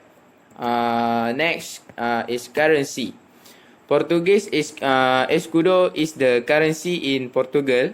The Malaysia ringgit is the currency in Malaysia, MY or MYS. The Malaysia ringgit is divided into 100 cent, 100 cent. The exchange rate for the Malaysia ringgit was last update on January 11, 2021. PTE conversion factor had from the International Monetary Fund. The MYR conversion factor has 6 important digits. The PTE conversion factor has 6 significant digits.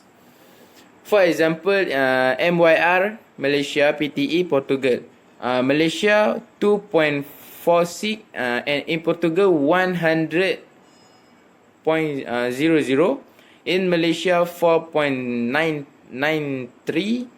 In Portugal 200.00, and last is 12.32. In Portugal 500.00. For explanation about currency, Portuguese escudo is the currency in Portugal, PT or PTR, PRT. The Malaysia ringgit is the currency in Malaysia, MY or MYS. The symbol for MYR can be written RM. The Malaysia ringgit is divided into 100 cent. The exchange rate for the Malaysia ringgit was last update on January 11, 2021 from the International Monetary Fund. The exchange rate for the Portuguese escudo was last update on January 30, 2021 from the International Monetary Fund. The MYR conversion factor has 6 important digits. The PTE conversion factor has 6 significant digits. Alright. Next, GMT or UTC. The time difference between Malaysia and Portugal very long. The time according to Portugal is lower compared to Malaysia. Malaysia is earlier 8 hours from Portugal.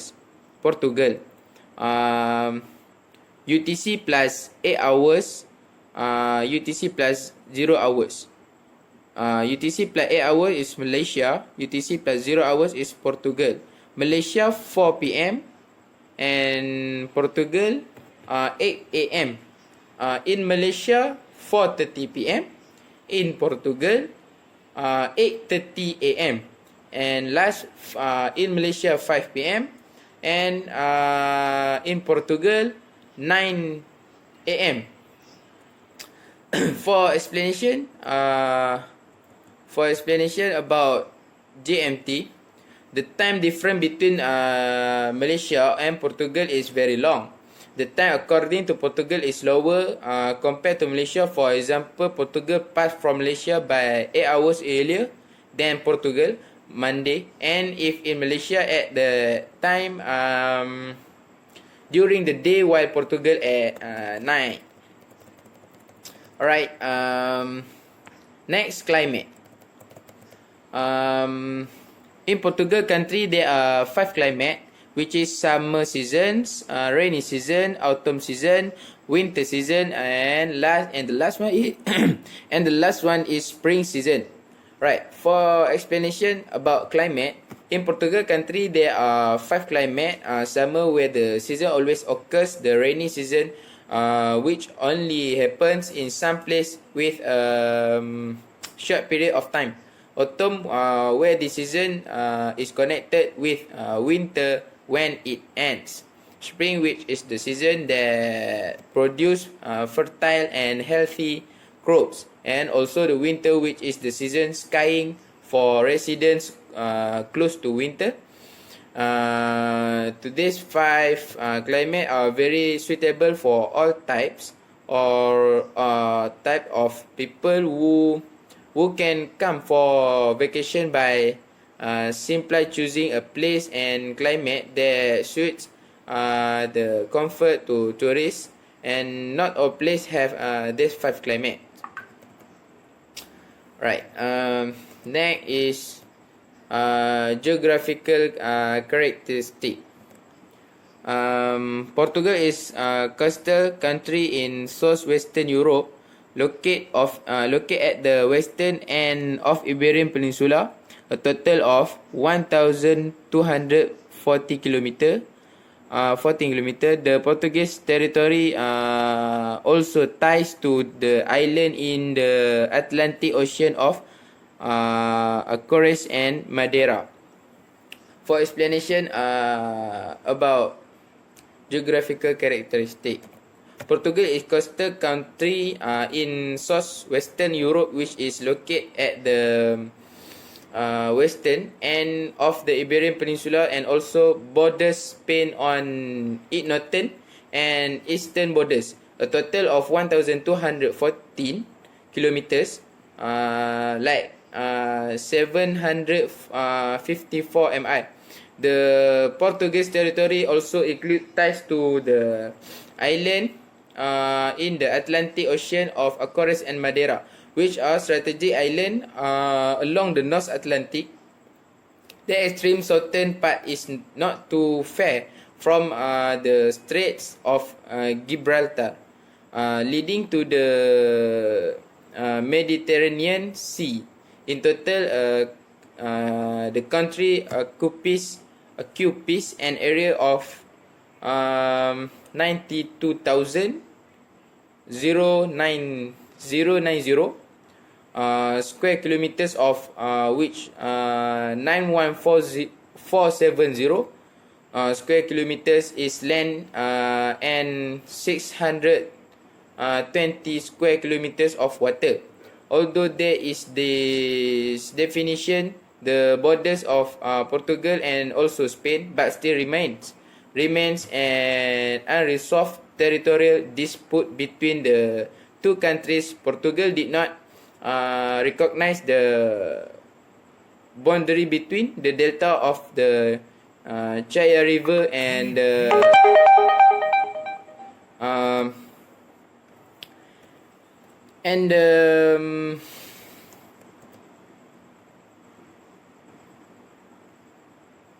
Ribera, the Conchos, since the beginning of the Spanish occupation of Olivenza in 1801.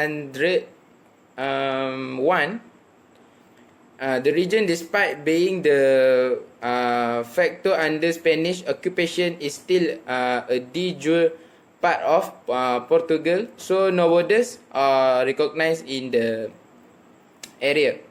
Right. Next, international airport. which is Lisbon Portela Airport, Santa Maria Airport, Faro Airport, and Caracas Airport. The one is Lisbon Portela Airport. Explanation about Lisbon Portela Airport is Humberto Delgado Airport, known as Lisbon Airport of Portela Airport, is an international airport located 7 km north of downtown Lisbon. The capital of Portugal. The airport is the main international gateway to Portugal. Among the facilities available at Lisbon Portela Airport, the babysitting areas, first aid rooms on arrival, shower in the departure lounge, vet services, spa, massage areas, and public toilet.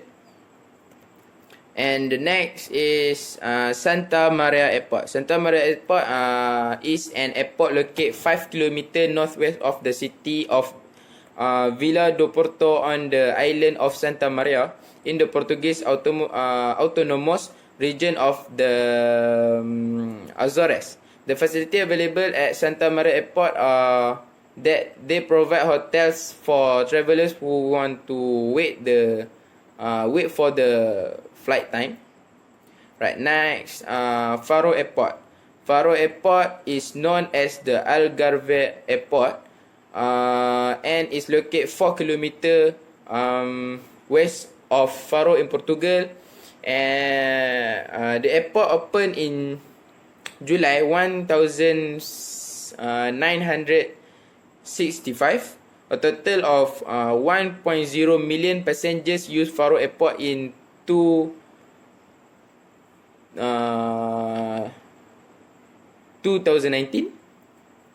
The airport became a hub for the first time in March 2010. The facilities available are bars, restaurants, cafes, children's shops, and even public toilets.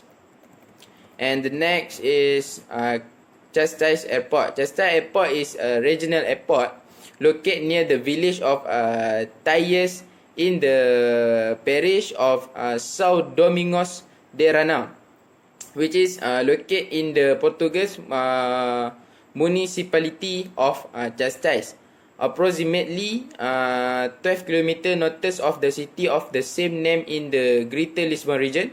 Facility include trolley ball, golf academy, clubhouse, restaurant, bar, sauna, children's playroom, and babysitting.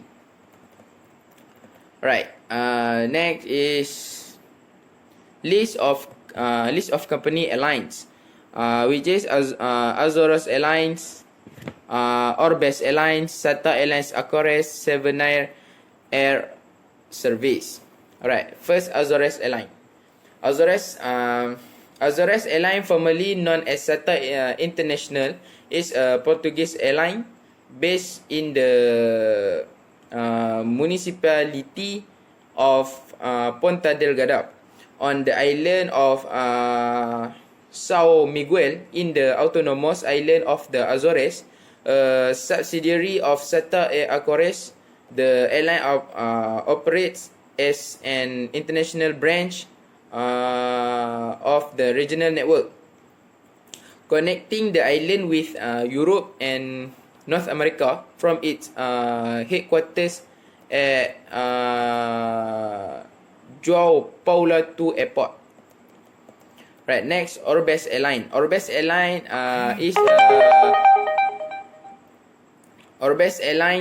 is a Portuguese airline headquartered in Lisbon and headquartered at Lisbon Airport, and it also handles scheduled and charter flights in short and long distance operations, mainly from Portugal for tour operators, but also from Spain on behalf of its sister companies, Envelope Airline. Right. The next is SATA Airlines Acores. SATA Airlines Acores is a Portuguese airline based in São Sebastião, Ponta Delgada in Azores, Portugal. It handles passenger cargo and scheduled mail service around the Azores. It provides safe maintenance and handling services, and it also manage 4 regional airport. Its main base is at João Paulo II Airport, Ponta Delgada. It also maintains a subsidiary for long haul flights. Azores Airlines, also known as the former SATA Airlines. And the last one is Sevenair Air Services. Sevenair Air Services is a Portuguese regional airline headquartered at Cascais Aerodrome, Western Lisbon. It operates domestic regional routes in mainland Portugal and also offers additional flight services and unscheduled operations in all their countries. It is also part of Sevenair Group, and of the largest aeronautical groups operating in Portugal, providing services including air transport, air work, aviation school, and aircraft maintenance. Alright, next, 10 tourist destination. Right, number 1, Mosteiro dos Jerónimos, Lisbon. Belum corresponds to the Portuguese goal on of the age of discovery. It is from this suburb of Lisbon. The sailor who dare to sail in the 15 and 16 countries on long and dangerous voyages to record unknown waters and map out new territories. One such sailor, Vasco da Gama, sought a sea route to India in 1498, and in honor of the request, King Manuel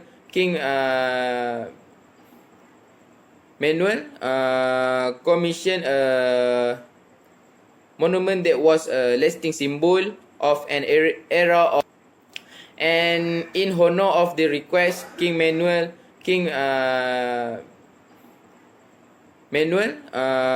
commissioned a monument that was a lasting symbol of an era of impressive conquest and national development. Today, Mosteiro dos Jerónimos is one of the most valued and respected building in the country, and I must see on every agenda created.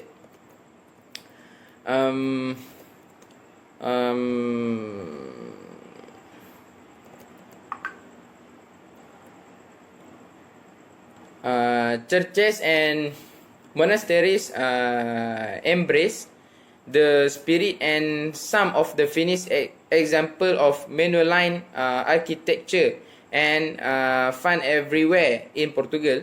The beautiful decoration adorned on the source portal are beautiful. Inside the beautiful monastery is equally vibrant. Right. Next is Oceanario de Lisbon. Explanation about Oceanario de Lisbon is arguably the most popular and family friendly tourist attraction in Portugal. The Lisbon Ocean is famous for highlighting the world's diverse marine habitats. It is one of the best and largest seabird in Europe, containing a wide variety of fish and marine animals.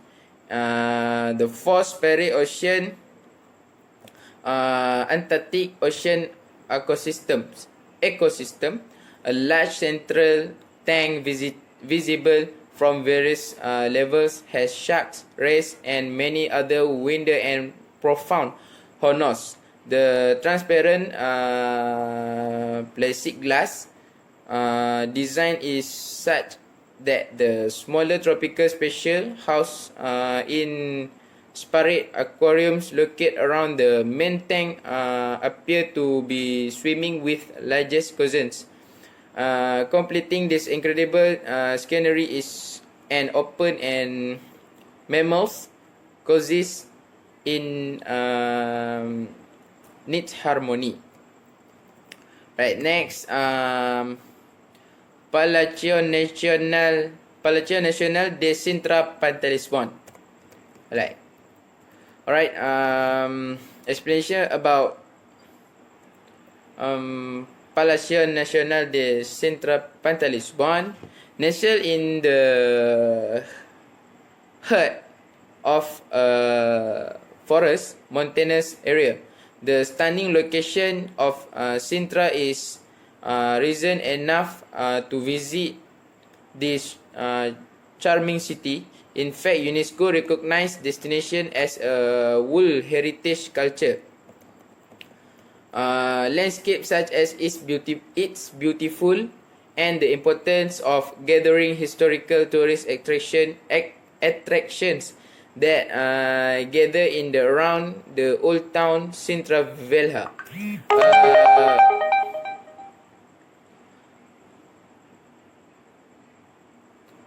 A fascinating summer gateway for Portuguese kings and queens, and fascinating destination for many writers and poets, including Lord Byron and William Beckford.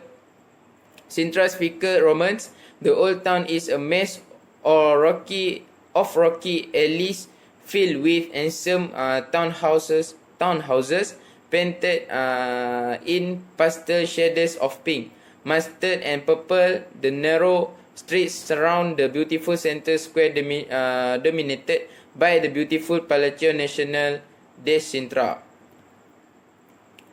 Right. Next, kayaking on Lisbon Beach. For explanation, taking out to sea by kayak the explore Lisbon's beach make for a worthwhile maritime trip. In addition to offering an extra dimension to the sightseeing experience, beach reading provides an excellent reason to exercise in a clean and tidy environment. In fact, being close to Lisbon by the ocean allows for a variety of exciting water sports and discovering the beach's base located along the region between the Portuguese capital and the resort town of Cascais is a fun way to enjoy a day out. Outside the area, the clear waters outside the Serra da Arabida Natural Park, which includes places like Setúbal and Sesimbra, are made up of unique landscapes, stunning ancient sea cliffs with bird life. Most of the coastline here is within protected marine reserves.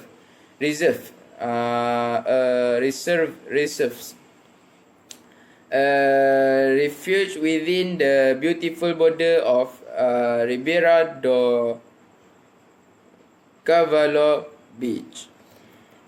Right, next, Torre de Belém, Lisbon. For explanation, one of Portugal's most beloved historical monuments and iconic Lisbon, Torre de Belém stands as a symbol of the discovery and exploration voyage of the 15 and 16 countries, complete in 1521, as a fortress to maintain its approach to the Tagus River. The tower is considered a work of military architecture, designed in the Manoline style by Francisco de Arruda. The facade is a beautifully curved gemstone, characterized by maritime motifs such as twist, rope, and our military spears. The impressive Renaissance loggia enhances the decor. The cultural significance of the tower is such that UNESCO has listed it as a World Heritage site. Right. Next is Convento do Cristo Tomar. For explanation, dominating the charming hill town of Tomar is a magnificent castle that protect the shield of the Convento do Cristo, and one of Portugal's most prominent historical attraction. Founded in 1160 as the headquarters of the Knights Templar Command, the Convention of Christ is remarkable for its mystery, tangible, and imitative Masonic heritage. At its center is the medieval Carola, the original Templar church, which was lavishly decorated and radiated all the strange symbolism associated with the commandment of Christ.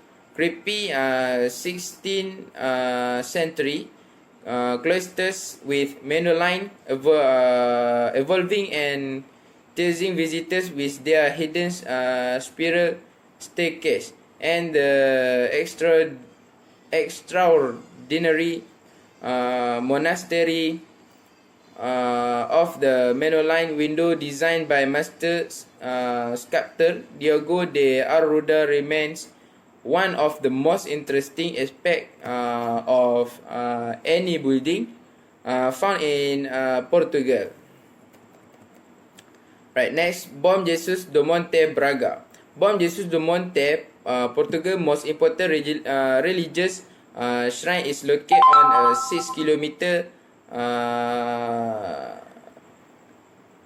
kilometer forested slope east of Braga, and is one of the most important pilgrimage sites in the country, consisting of the Baroque Escadaria staircase and the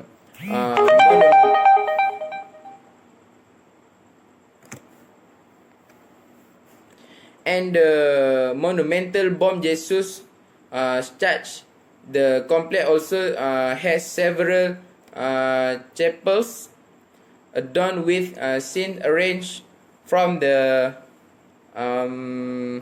Passion of Christ. Spring position at various points on long climbs and status mythology and symbolic members. Alright, next is Serra do Gerês. The Serra do Gerês are a variety of mountains beauties found in the main region of northern Portugal, located in the glorious Parque National da Peneda Gerês, one of the top places to visit in Portugal. The granite peaks determine the character of the vast national park number among the highest and most stunning in the country. As one of Portugal's natural attraction, the Gerês Mountains attract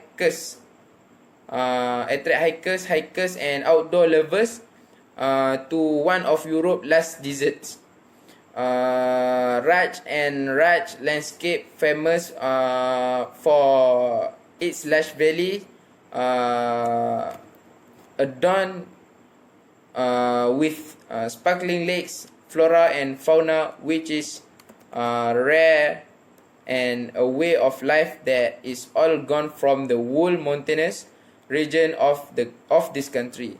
The area is surrounded by ancient granite trails which pedestrians take to follow, much like a short walk. A challenging day trip. Most treks are 10 to 16 kilometers long and various grades. Right, next, Universidade de Coimbra. Universidade de Coimbra is the oldest university in Portugal, founded in 1290 by King Dinis, recognized by UNESCO as a World Heritage Site. The historic building of Velha Universidade, or the old Coimbra University, surrounds the beautiful central square, Paco and Escolas. University Alta and Sofia Wings, former royal residence, reward visitors with some star features, including the impressive Biblioteca Joanina, a lavishly decorated library set up in 1717 by King João V. The tour also took place in the 16th century. And enchanting, the Capela de São Miguel, those with a high head can climb an 18th century clock tower to see the great perspective on Coimbra, one of the most fascinating cities in the country. And last is Museu Coloste Gulbenkian, Lisbon. Lisbon is blessed with several world-class museums, and one of the best is the Coloste Gulbenkian Museum. The museum's collection numbers amount to 6,000 pieces, all of which belong to just one man, Coloste Sarkis Gulbenkian, a wealthy Armenian oil millionaire who inherited a priceless treasure to the Portuguese nation after his death in 1955. Quite simply, this is one of the best art collections in Europe. The exhibition spans more than 4,000 years, from classical and Eastern antiquity to early 20th century European art.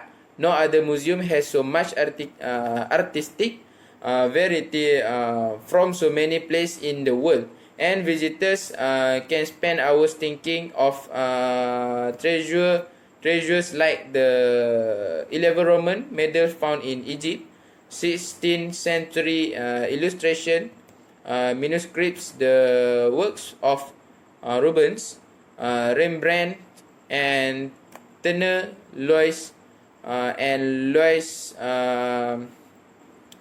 furniture, and art nervous jewelry made by Ren Lalique.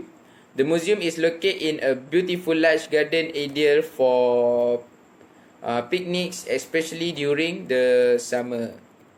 Right.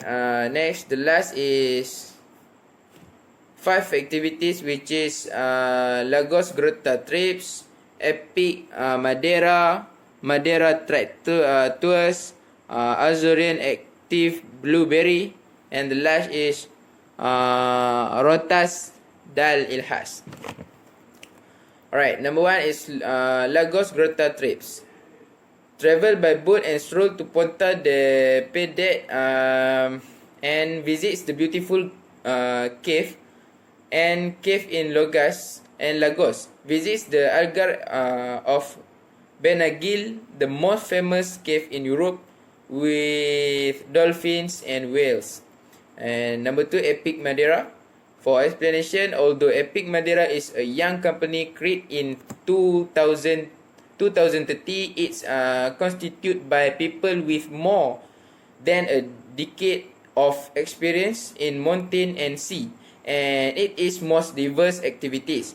Also, a big part of Epic team members are nature guides from in the prestige University of Madeira. Therefore,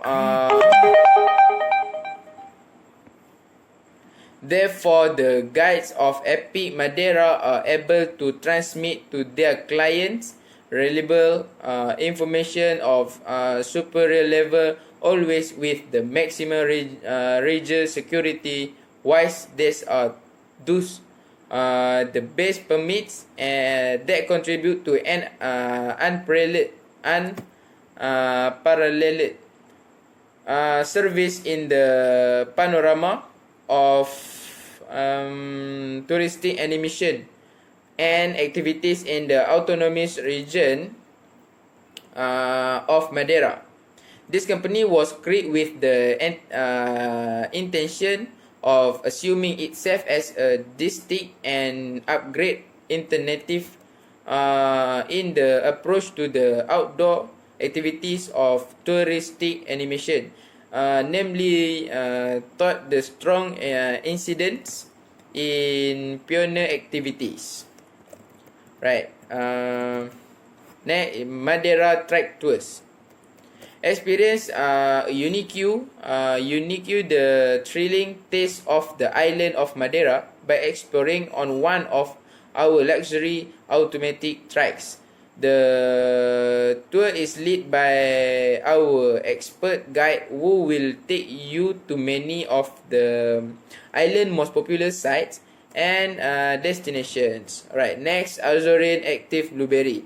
After a decade of experience in adventure tourism, Azorian Active Blueberry was created to bring another level of service for outdoor sports travelers. Our mission is to share with quality the Azores background and provide the perfect balance between fun and safety. Join us and feel an element with canoeing, coastering, and climbing. And the last one is Rotas Dal Ilhas. For explanation, Road of Island is small family business whose aim is to introduce the beauty, resources, and culture of the natural park of Ria Famosa and of the 7 natural wonders of Portugal through boating, being native of the island of Kulatra. I will have the pleasure to get to know the custom, culture, history, and habits of the people and the other island, Armona, Hangars, Farol, and Deserta. We make nature boat tours to visit the claims and oysters farms, seahorses observation, lunch tour with operative in a fisherman house,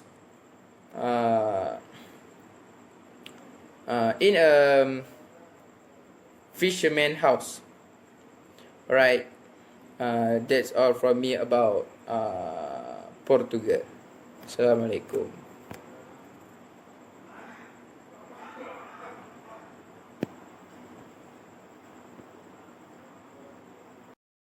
Assalamualaikum warahmatullahi wabarakatuh, and also very good morning to my dear lecturers, Sir Ruzaizat, and also my fellow classmate. My name is Muhammad Muzakir bin Muhammad Zuki, and I'm from 82.1, and today I will be presenting about Greece country. So without wasting more time, we will start our first slide with Greece background history.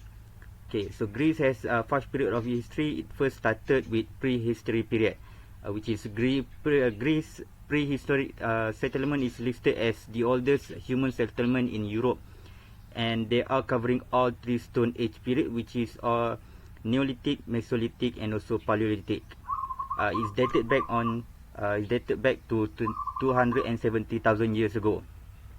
And second period is known as Archaic and also Classical period, where this period is known as Dark Age and also Glorious Day of Greece. Due to 2 different historical events that happened, in which first the invasion of Persian Empire to Greece and make the nobility in very hard situation, and end up they are fighting each other. So they're trying to prove to each other who is better in managing and controlling the invasion. And second historical event is known as the glorious age of Greece, which is the event of King Alexander the Great, able to conquer many empires during his reign, which is estimately 1/3 of empire on the world that exists on that time. And third period is known as Hellenistic and Roman involving, where after the death of King Alexander the Great, Greece are in confusion. So this period is known as Confucian era. This is because of nobilities are facing a problem in managing the empire that has been conquered by King Alexander the Great. So after his death, people are fighting with each other, try to prove themselves is better than another person, right? So and end up all the countries taking the advantage by freeing their own countries. So that's why we have many other small countries around Greece, right? So and then a Roman involving in the government and end up changing many different aspects, such as art, philosophy, science talk, and many more. And also during that time, people of Greece are actually paganism, and most of them doesn't have a static religion. So they are, and this make the Roman introduce Christianity to people of Greece. Okay, right. So this period is back to 323 BC till 4th century. So the fourth period is known as medieval period.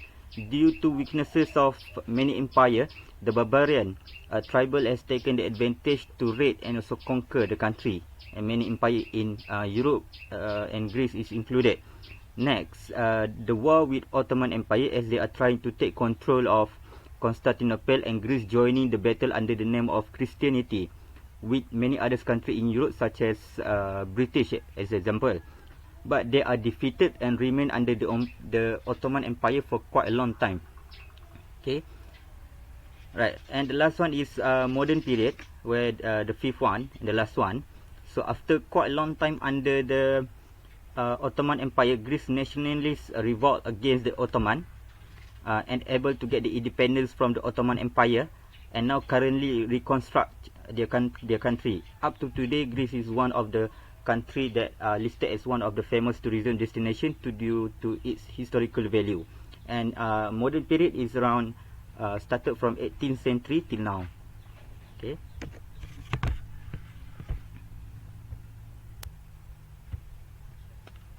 So second slide is about flag. The flag is officially used in 1978, but first seen during the war in 18th century, where it is a war against the Ottoman Empire, and a similar flag has been used by one of the army commander on that time on his ship. So the flag consists 2 colors only, which is blue and white, representing skies and also the sea. And there are also cross sign on the top of the flag, which is on the left side. It represents Christianity as religion, as main religion in Greece. And also, and if you notice, there's a 9 stripe on the flag, starting with blue colors and up also with blue. It's total 9 stripe on the flag.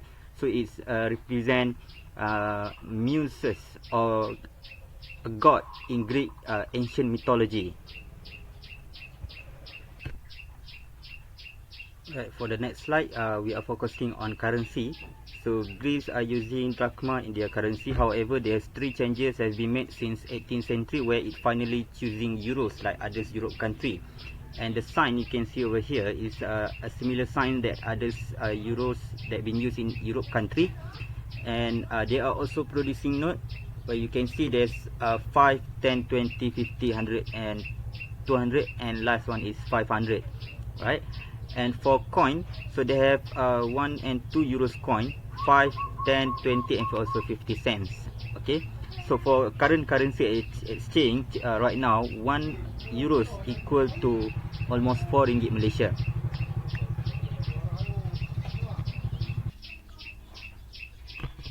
And for time zone, Greece are using 2 different time zone system, which is Eastern Europe time, EET. They are using it during winter, autumn and also spring. And actually it doesn't really have many different with Universal Time Coordinator or UTC that had been used worldwide. It's only 2 hours ahead in front of UTC. And a second time zone system is Eastern European Summer Time, EEST, where actually it's only 3 hours ahead in front of Universal Time Coordinator or UTC, and they are using it in summers, only during summer. So example, if in Malaysia is 5 o'clock in the evening, they are actually already around 8 o'clock at night. Okay, for summertime, Eastern European Summertime, EEST. Okay.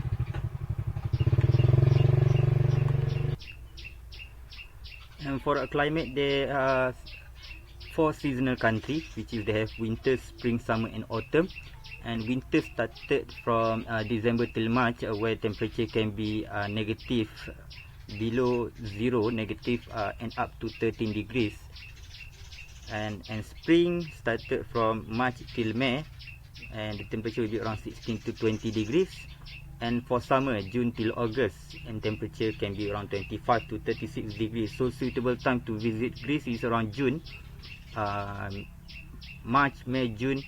But during July and also August, sometimes temperature can be up to 40 degrees high, and it's extremely hot, as Greece actually having a dry, hot climate during summer compared to Southeast Asia country where we are having humid, dry. So it's kind of a little bit wet compared to them. It's very dry and also hot. And the last season is autumn. It started from September till November. The temperature will be around 16 to 24 degrees only.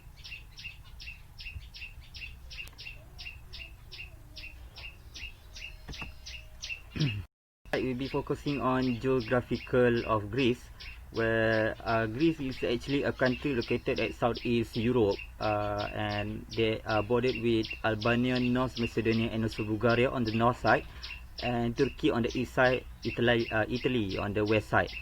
So 80% of Greece geographical is mountainous, with the highest peak is Mount Olympus, which is 2,970 meters from sea level. And the rest 20% is island, and they have almost 6,000 islands counted that belong to the Greece. And the biggest one or the largest one is Crete Island, which is covering 3,219 square kilometers, with a total of 430 beaches. And their beach are 15. They have a total of 15 beaches listed as the best beach in the world, right?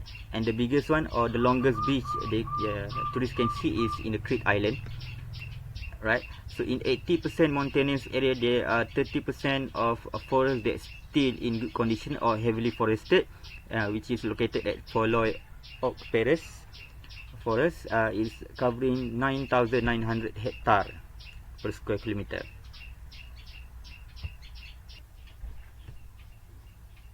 For international airport, Athens, they have 3 major airports, and they are the busiest one in Greece. So the first one we have Athens International Airport, which is located at center part of Greece, and second one is Heraklion Airport, which is located at Crete Island, and Crete Island is located at southwest of Greece. And the last one is Thessaloniki Airport, which is located up high on north part of Greece.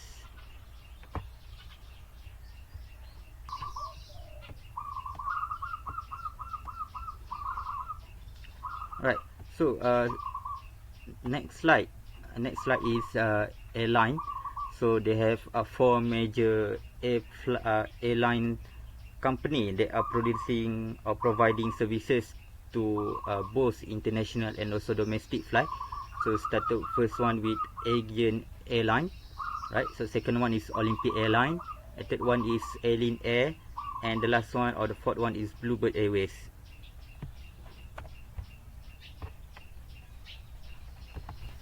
Right. So our next slide is place of interest, right, or tourism hotspot in Greece. Right. So we first start with Santorini. So Santorini is actually an island located at southeast of Greece, and this island is very famous among foreign tourists, especially honeymooners, as it have a very beautiful and romantic atmosphere. So tourists can explore this island by chartered a boat for island tour or safe driving around the island. And also this island is accessible from flight from any airport in Greece and also by ferry. And second one is Acropolis. So Acropolis is located at the capital city of Greece, which is Athens. And this place is all about ancient history of Greece, where tourists is able to see monuments and also ruins. This area is accessible by safe driving and also a public transport like buses and also train. Right. So the third one is Mykonos Island. So it's an island located at southeast of Greece, very famous among LGBTQ members, as this island is very open in organizing an event, and also quite famous with boat tour, as the view is very beautiful. You can see a mountainous behind in the pictures, and also this island is accessible by flight and also by ferries. So the fourth one is Meteora. So actually, Meteora is name of the church or a building structure that located on top of the rock formation, as you can see in the picture.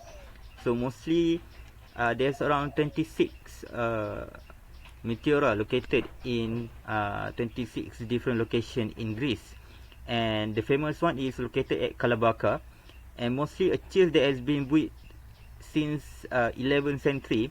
Only a few of them is still open to public, while the rest is closed due to a very complicated issue. Right. So, however, this historical site is accessible is only by climbing high up to the rock formation, which is by using steps. So it's mean tourists can enjoy a light hiking activities with the view and also breeze of the Aegean Sea. Okay. Right, and the fifth one is Delphi Theatre.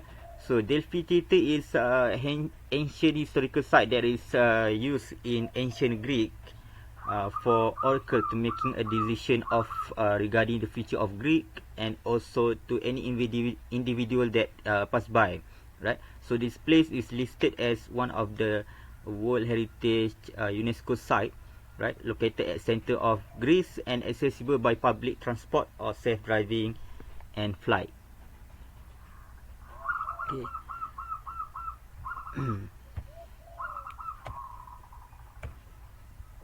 Right, so next slide, number 6, we still in place of interest. Okay, so now it's Rhodes Town.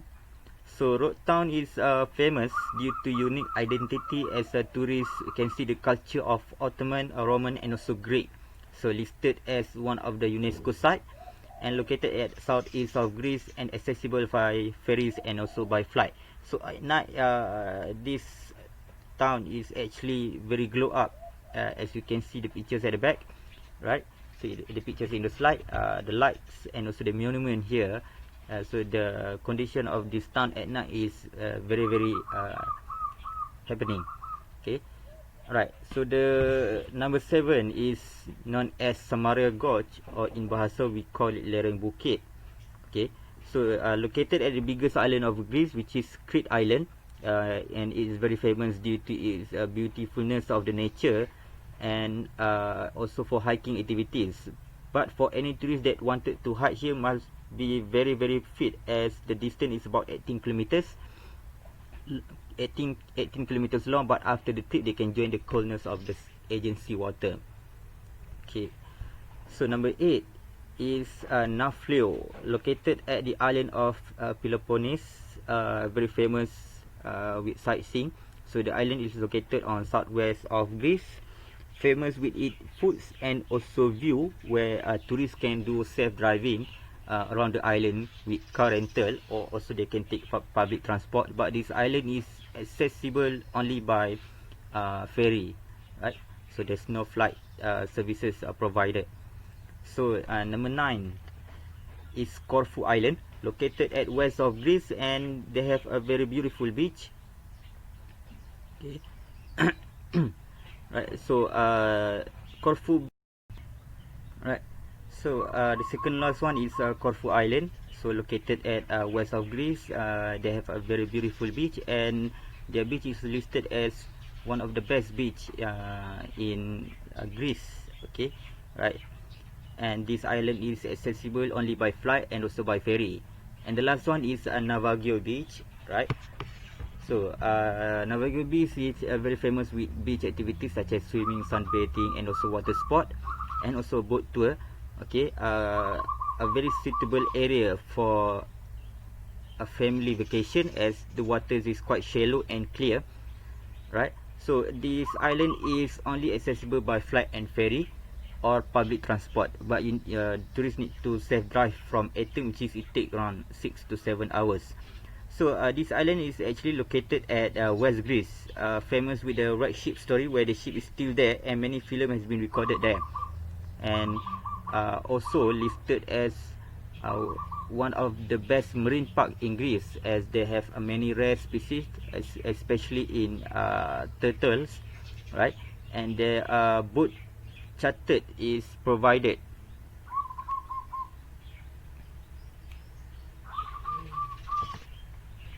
Alright, so the last slide for Greece is activities that can be done in Greece. Okay, so we first start with hiking activity. So any tourist that want to try an extreme activity can try to do the hiking at Mount Olympus, which is highest peak in Greece. And second place for hiking is Samaria Gorge, as I explained before in my previous slide. Okay, right. And second activities is canoeing, where tourists can do the canoeing at Plastira Lake with a view of the mountain, as you can see in the picture. And also second places that's suitable for canoeing is in Crete Island. Okay, right. So and for sightseeing, sightseeing is more likely can be done all around Greece, as Greece is actually very rich in historical value. And number 4, second last one, is boat tour. Boat tour is accessible or can be done all around the Greece, especially in island area, where many boats are provided for tourists to charter. But the price can be a little bit higher depending on kind of tour, either just for sightseeing or included with wildlife watching. And the last activity can be done in Greece is sunbathing. It can be done all around the Greece, especially the place with the beach. But depending on the season, it can be really crowded or quite crowded. And a suitable month for sunbathing can be done from June and early of July, right? Okay. So I guess that's all from me for today. I'll pass it to next presenter. Thank you.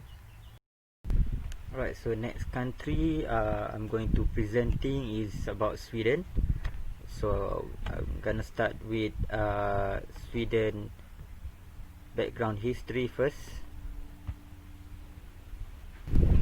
Right, so the next country that I will be presenting is about Sweden. So I'm gonna start my slide with Sweden background history.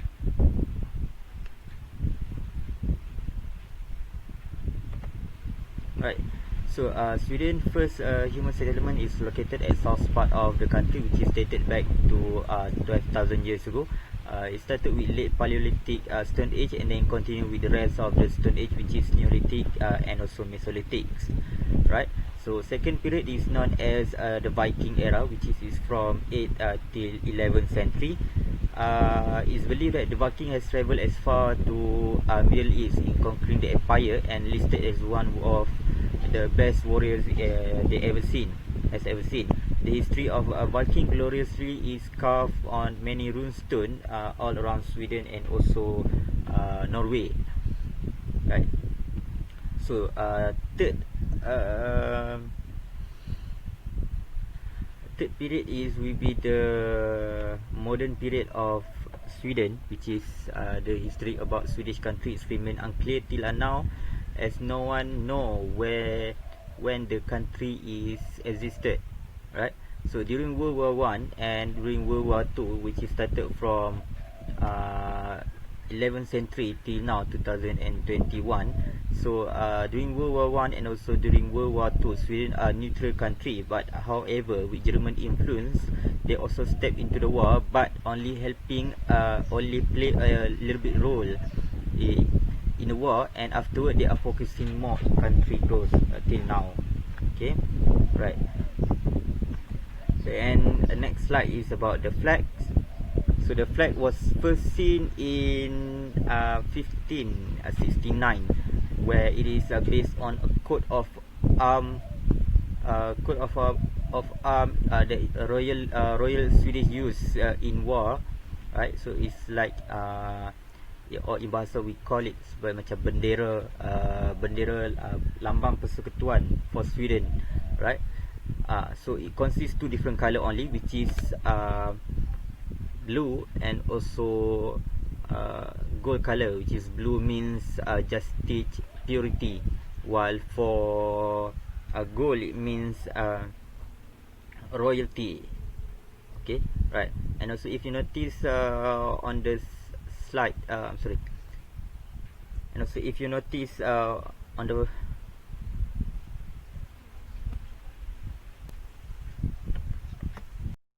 right, so the next slide is about the flags. Okay, so as you can see in the background, right, so there's two colors only that consist in the flag, which is gold and also blue color.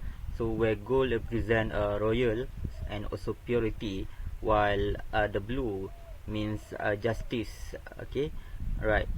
And also in the middle of the Sweden flag, you can see there's a cross sign, which is gold in color, so that the cross sign is representing the Christianity, right?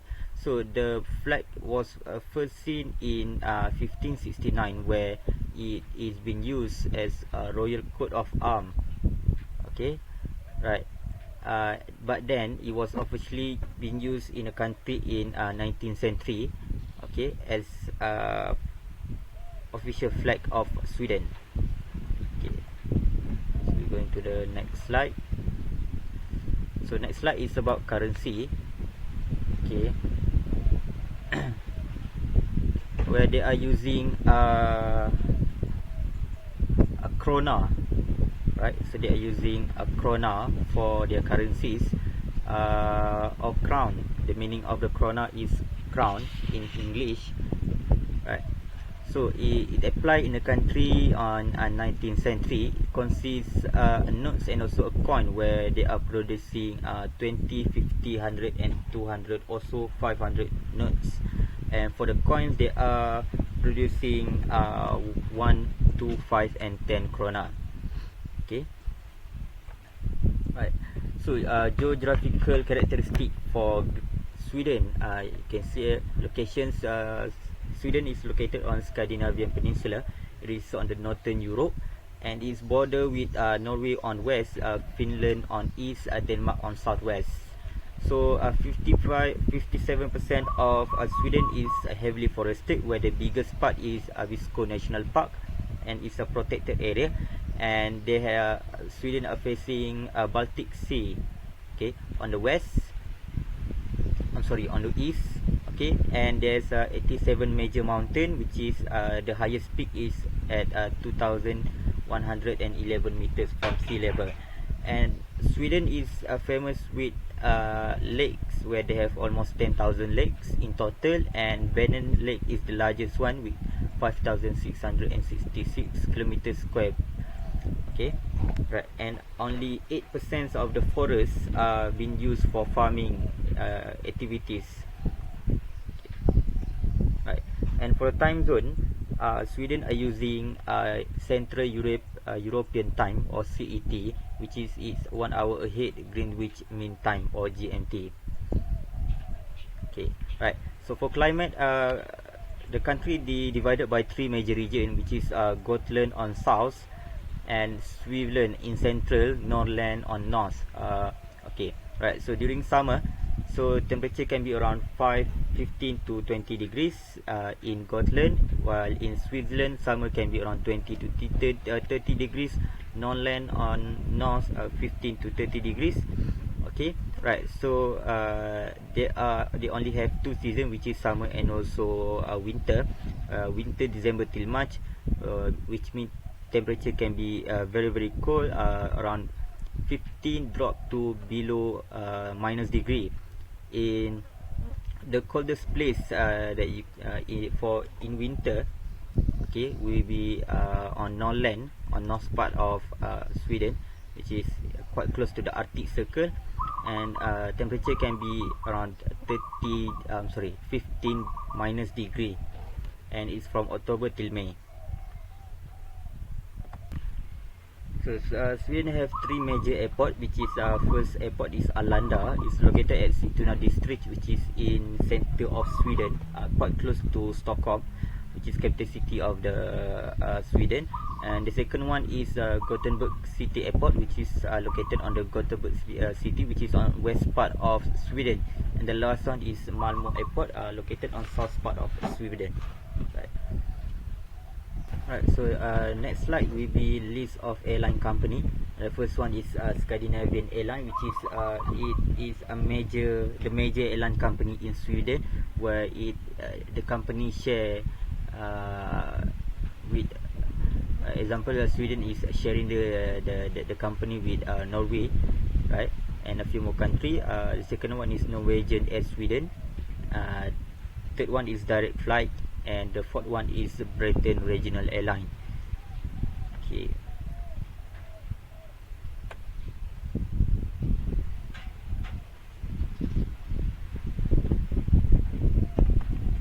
Okay, for place of interest, the first one is Abisko National Park. It's actually located on Lapland.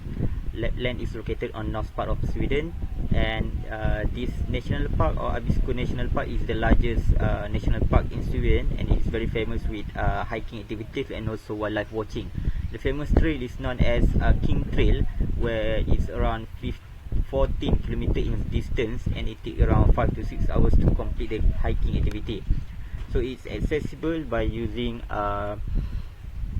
public transport. You can take buses or trains, and also flight. And also for those who want to safe drive, you can use the highway straight from Stockholm to Kiruna and go straight to the Abisko National Park. So the second one is Stockholm, where it's the capital city of Sweden. It's on east side of the country, facing the Baltic Sea, and it's accessible by flight from other country or from any district in Sweden. Okay, so sightseeing activities is the most famous, or the common activity you can do in this area. And there's a few spot of shopping also, and also a historical site and museum. And the third one is Stockholm Archipelago, where a total of 30,000 islands around the mainland of Stockholm, and each island is accessible by ferries, and mostly famous with boat tour. The fourth one is Drottningholm Palace, where it's located on west part of Sweden, and tourists can use public transport as well as safe driving to the palace. Right, so this palace is famous with historical value, and the palace is actually open to the public, but only certain part are closed due to royals still live there. And this palace is also listed as World Heritage UNESCO site. And the famous part is the garden, where there's 3 different gardens located in 3 different sections of the palace. Okay, right. And number 5 is Kiruna Ice Hotel. located on the north of Sweden in Kiruna district. This hotel is built by the ice, where they took the ice when it melt from the river, the main river located in Kiruna, and it makes them very unique, where everything is made of ice, started from the building, the furnitures, even glasses and curtains are made of ice. And beside of staying in the hotel, tourists also able to do skiing activity at the nearest mountain. Right, so next slide, still about place of interest. Place number 6 is Visby. So a famous with Visby is located on the island, and it's famous with cultural tour, and tourists will get the feel of medieval age in this town. So with the walls surrounding the town, they have a total of 7 gates, and even where everybody dressed back like in medieval period, with concert, competition and many more. And place number 7 is a ski resort. So skiing is a main activity in this area, plus many resort around the area with many different package to entertain the ski session. Accessible by flight, public transport like train and bus, also with personal transport. Okay, so place number 8 is Vasa Museum. So this museum is actually located at Stockholm, which is capital city of Sweden. So this is basically a maritime museum that consists a ship. Okay, so a ship. This ship is actually seen during its maiden voyage in 17th century. This museum is listed as the most visited museum in Sweden. And second last one is number 9 is Sigtuna. So Sigtuna is basically still located in Stockholm, but it's around 50 to 60 kilometers from the main town. And this area is actually more likely for ruins and also monument. So back to the old days, Sigtuna is one of the important cities in Sweden, as they are the place where they produce the first coin in Sweden. And this district is very rich with runestone, where it's a stone that has been carved since Viking age, and is very valuable in terms of historical value. And the last place is Skansen Museum, where this is a first open air museum in the world and listed as the oldest one. And before this museum is more likely focusing on animal, which is they want to make it like a zoo. But by time they are updating and adding more part to the visitor, which is they are adding a cultural aspect as well, which is they are inviting craftsmen, silversmiths, baker, shoemakers and many more. So these 3 places is accessible by flight, and also self-driving or public transportation, which is by buses or train. Okay, right, so we're going to the next slide. Right, so this is a list of activities that can be done in Sweden. So the first one is hiking activity. So as I said before in my previous slide, hiking activity can be done in Abisko National Park, right? So there's one trail that is quite famous, which is known as King's Trail. It takes about 14 kilometers and 5 to 6 hours in total to complete the whole trail. Second activities is canoeing. So canoeing can be done in Stockholm Archipelago, right? So can be started from any jetty. Okay, right. And the third activities is shopping, where it can be done in many places all around Sweden, and most of the places that quite famous with shopping is Gamla Stan and so Skansen. Number 4 is food and beverages, which is there's one restaurant called Franzen Restaurant, and it's a 5-star rating restaurant. They are using an open air concept, where tourists will dine in while the chef will be preparing the food in front of them. So everything is all live, so tourists able to see how the chef prepare the food to them. And the last one is sightseeing. So Sweden is one of the country that is very they have a very high valuable historical value. So sightseeing can be done all around the Sweden, not only in terms of historical site, it also can be done in a view nature value, nature aspect. Right. So I guess that's all from me. Thank you for watching. Right. So see you again later. Bye.